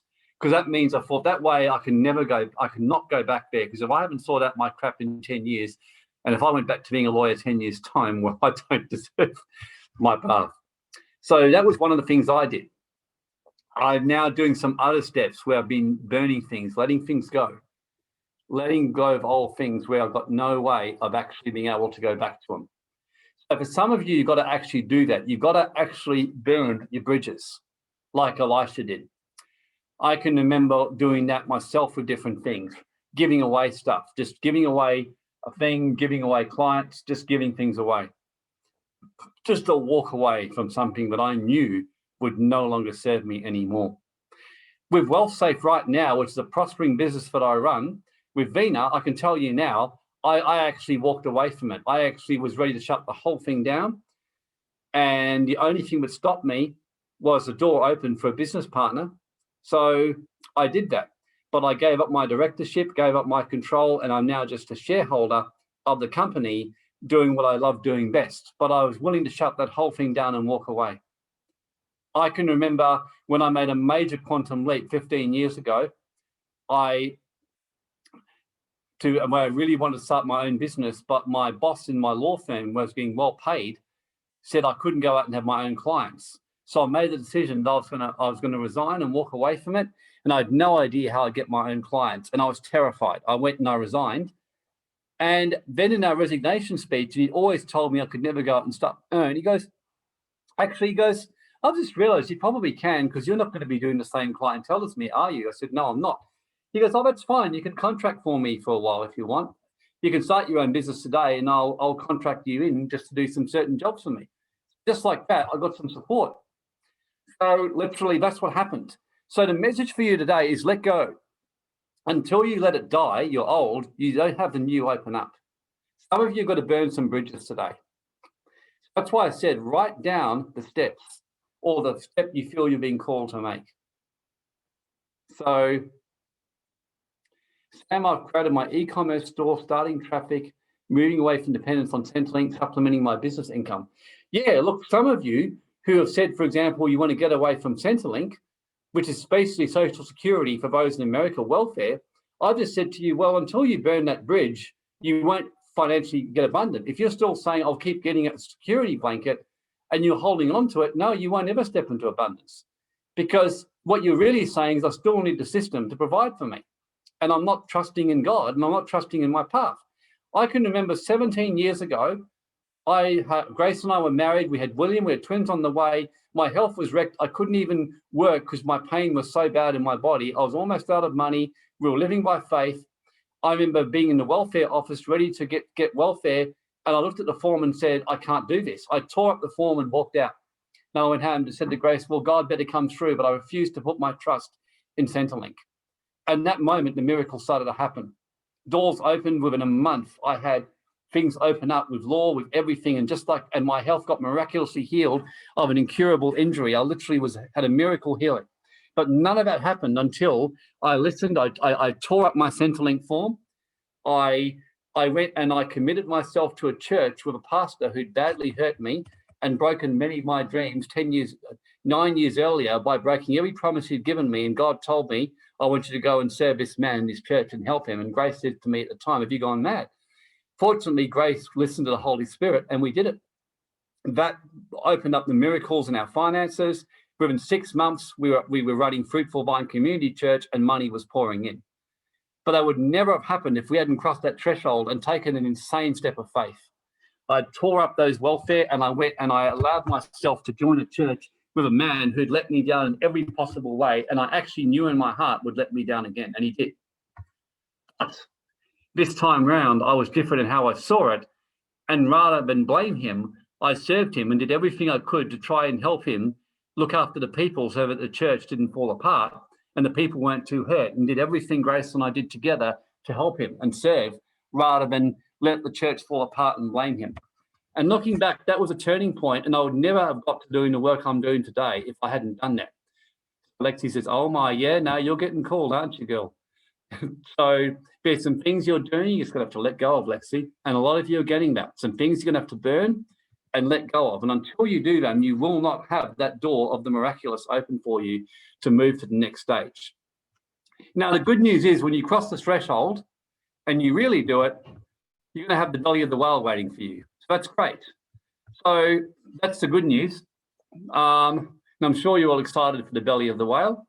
But keep in mind that that's where you get your greatest gifts. So I say that facetiously because keep in mind, like I did, as soon as I took a step of faith, I was magnificently looked after.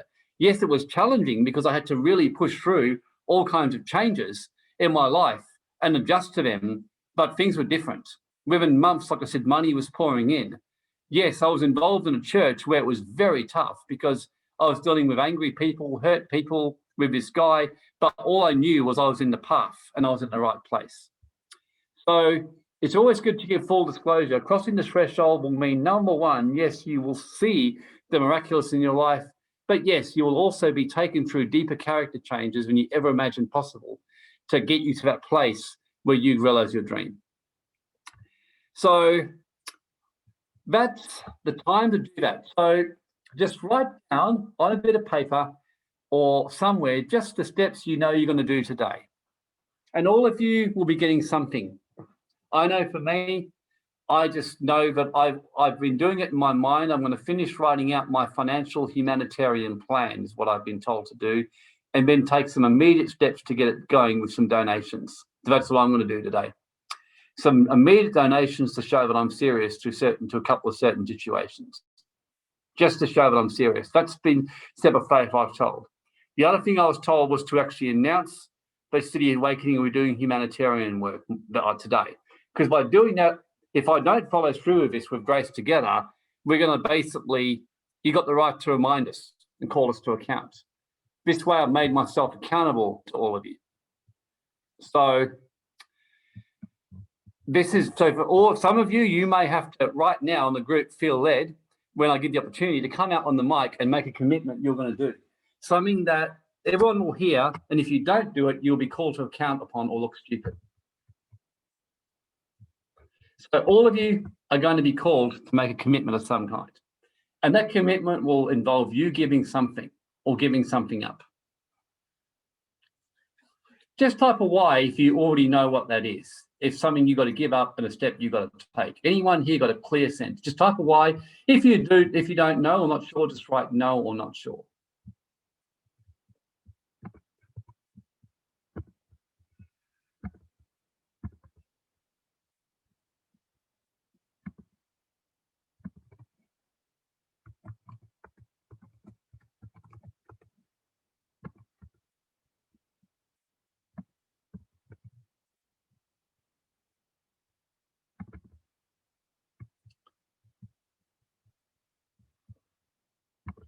So just type this down. So just type in the chat, guys. Everyone here got some sense. Or just type in what it is. Or if you want to take the mic, just type MIC, mic.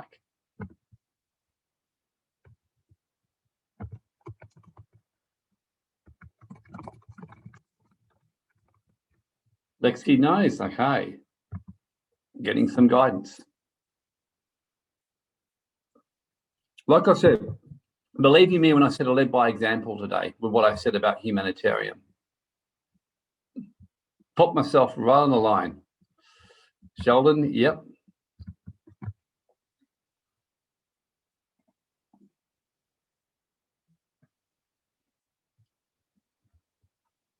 I'm letting this code activate you too, but Yvonne gifted us with last week. I feel just to let that be here.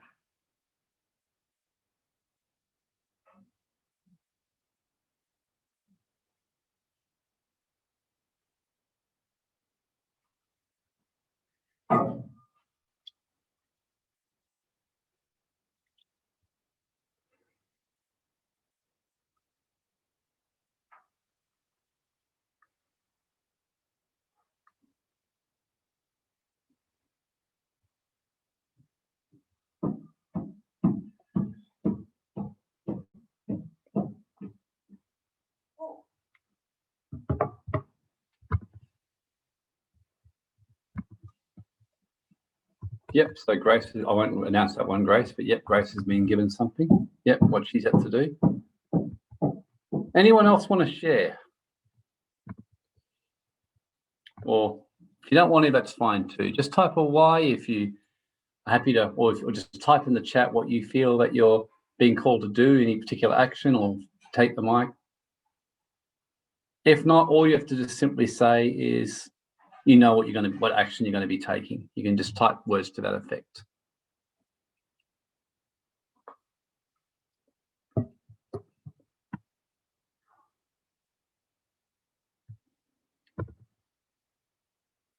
Yeah, Mika, I love that. I feel like I'm being led to heal broken hearts more than anything.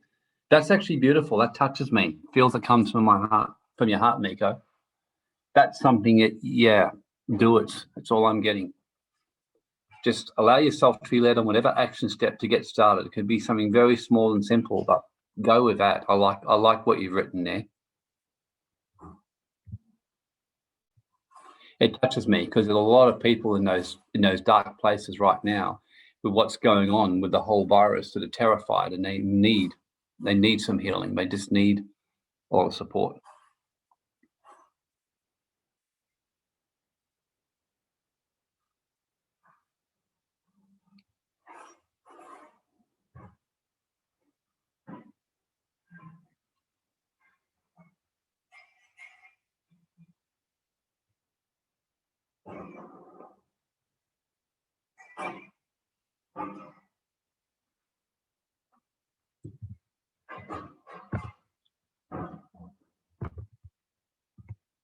Oh, excellent, Steve.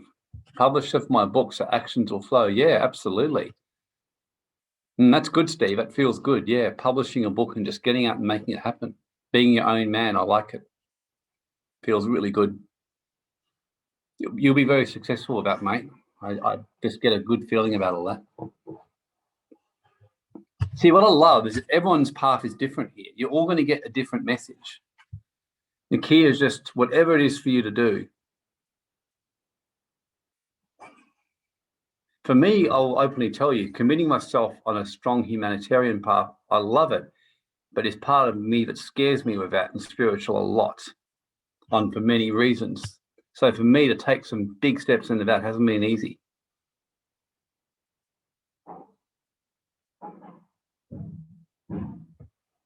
It can even be giving up an identity. In my case, I had to give up an identity as an accountant lawyer.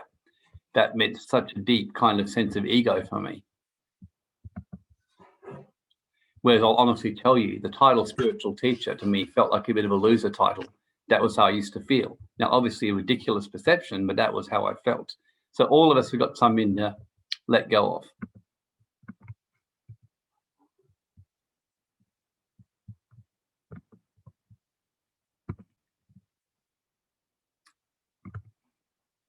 And just keep allowing this code to activate you. I feel it's doing a great job in people.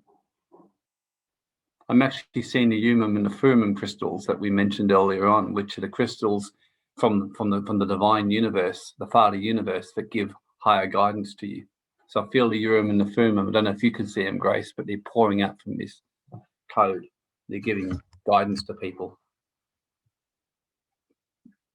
If you ask questions right now, you will get answers.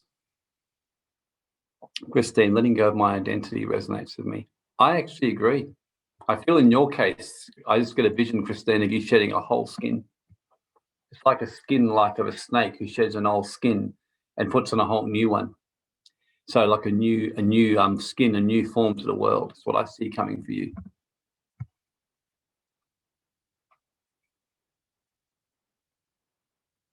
Gosh, I'm seeing a lot of things right now. Grace is infinity interpreting the group, giving full support. Yeah, there's a lot of support right now. There's a call for the work here for you. Seeing quite a few of you. There's a lot being given for you.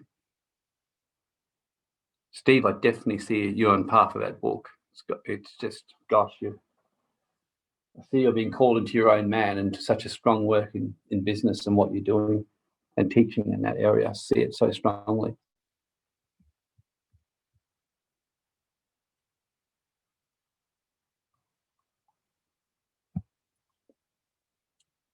Yeah, it feels right. I agree. Lexi and Mika, I definitely see you both giving up some stuff, but stepping into something that's going to work so well for you. Sam, yeah, no, you're in a good place. You just got to keep pushing forward to what you're doing. That's all I see with you. Like you said, you made the decision a while ago. You just moved.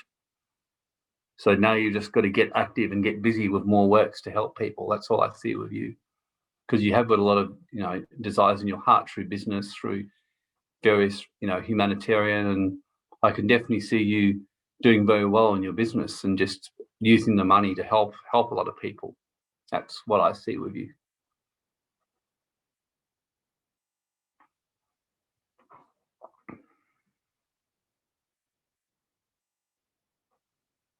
Yep, Sam, take the mic.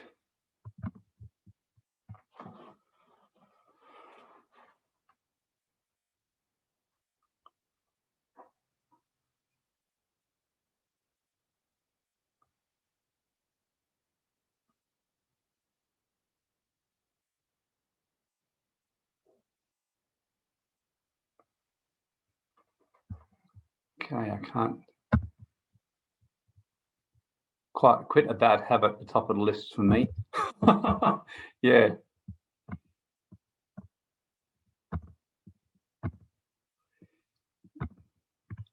I've just given you the mic, Sam.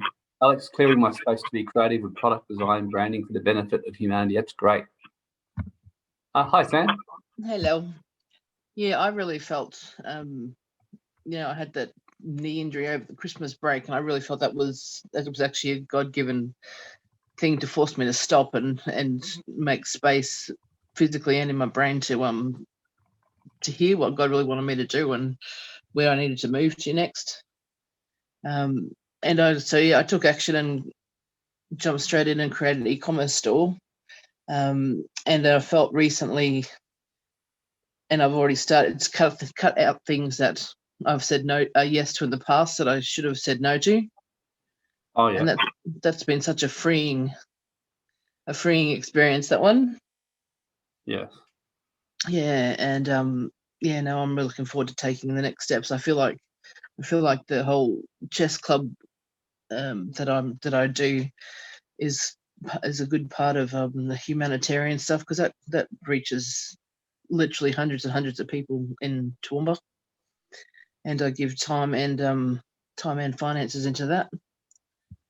And I do really feel too that I have felt for a long time actually that my call was to finance God's kingdom. Yes. That's awesome. And I feel there is other humanitarian stuff still to come, but I haven't quite put my finger on what yet. But so I'm just going to continue to take action. Yeah, I like chess club. Chess club's great. So go on. Yeah, chess club is great, but I love that. It's a great way of reaching a community. Yeah. So I'm just going to keep taking action and just follow where it leads and see where it all goes. That's great, Sam. Thank you for sharing that. Nolene says, I feel like I need to keep allowing the creator to come through the physical to assist and allowing it to expand in the energetic and help a stronger connection to source.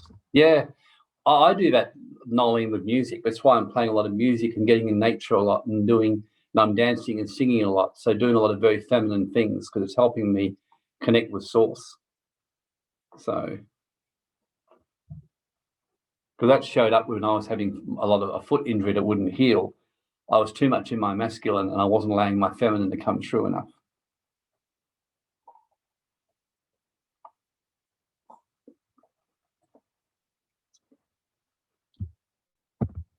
Okay, everyone. So on that note, Grace, we'll finish in 5 minutes' time. Do you want to take the mic and finish and share any things or thoughts or things as we finish now?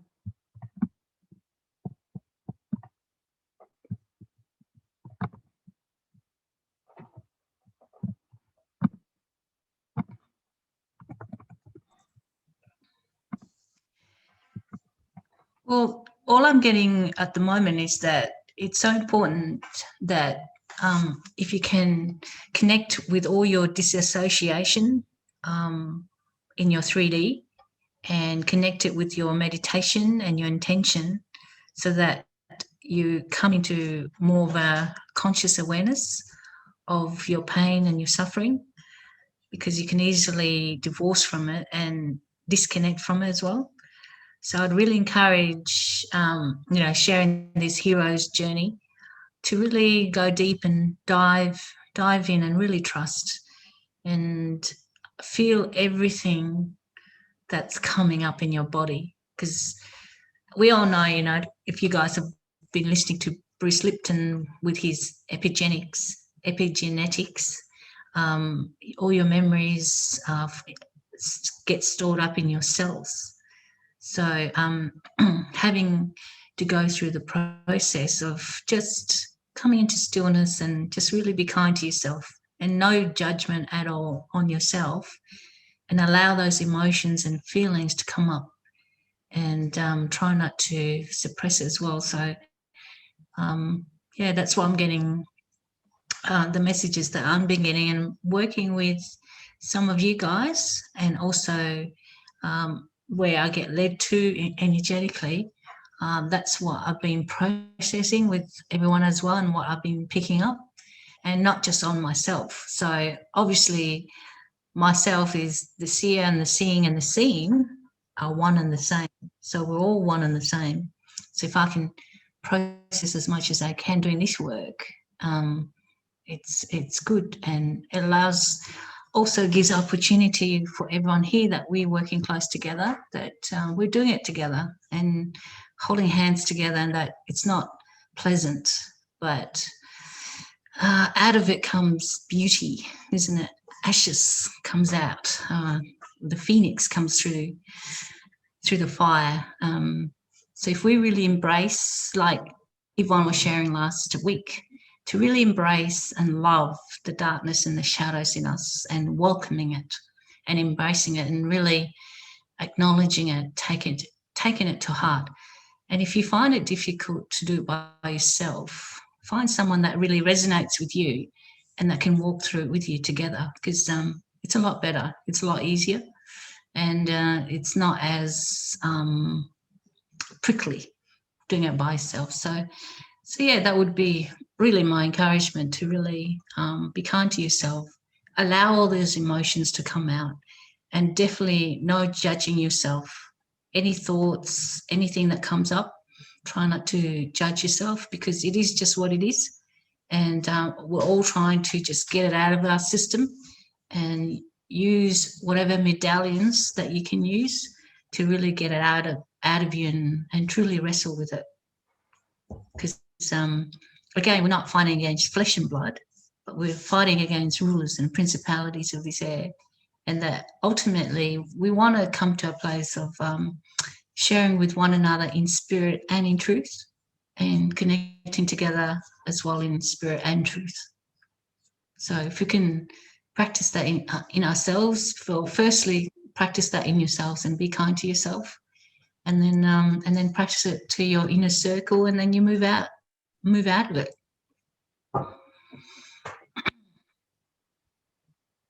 So that's what I like to share from my heart anyway. I love it, Grace. It's great. No, I enjoyed that today. I really feel that everyone's moving to a much greater vibration. So yeah, look, I feel that as we get some of the other speakers like Peter coming through, and there's some others I'm reaching out to, but I won't share right now because it would blow your mind. They're quite well known, because I won't mention them unless they say yes. But I've been getting told to really expand the level of influence of who we're working with and connecting with, to reach into the community and into the world. So to expand everyone's consciousness so much. So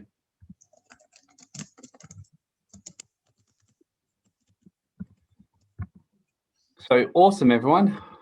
Well, thank you. It's been a really fruitful time. How's everyone enjoyed today?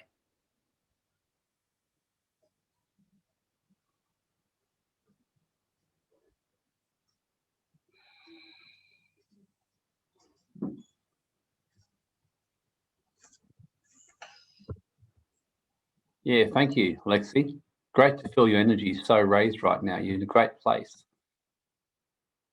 So, yeah, thank you, everyone. Thank you, Steve. Thank you, Alex. Thank you, Sam. Lexi's just feeling grateful. It's wonderful. Christine's been great. Sam enjoyed it. Wonderful. Yeah, I'm just excited. I kind of see it now a bit like a business venture. I have a big chuckle every time I can teach and help a lot of people work. It's like clearing more karma for the planet, for me, for everyone. And that's how I see this whole thing. I'm just shut up in astrology. That karmic redemption is the whole key to undo this new world order and what's going on, and see and be part of what's called the sanctuary regions where it's untouched. That's what I was really confirmed in my astrology reading. So let's look forward to a lot of karmic redemption. So I look forward to seeing you all next week. And as you know, we run stuff during the week as well. And if you're feeling led to come to anything else, just reach out to Grace and I, as we've got plenty of stuff going on. So I'll see you later, everyone.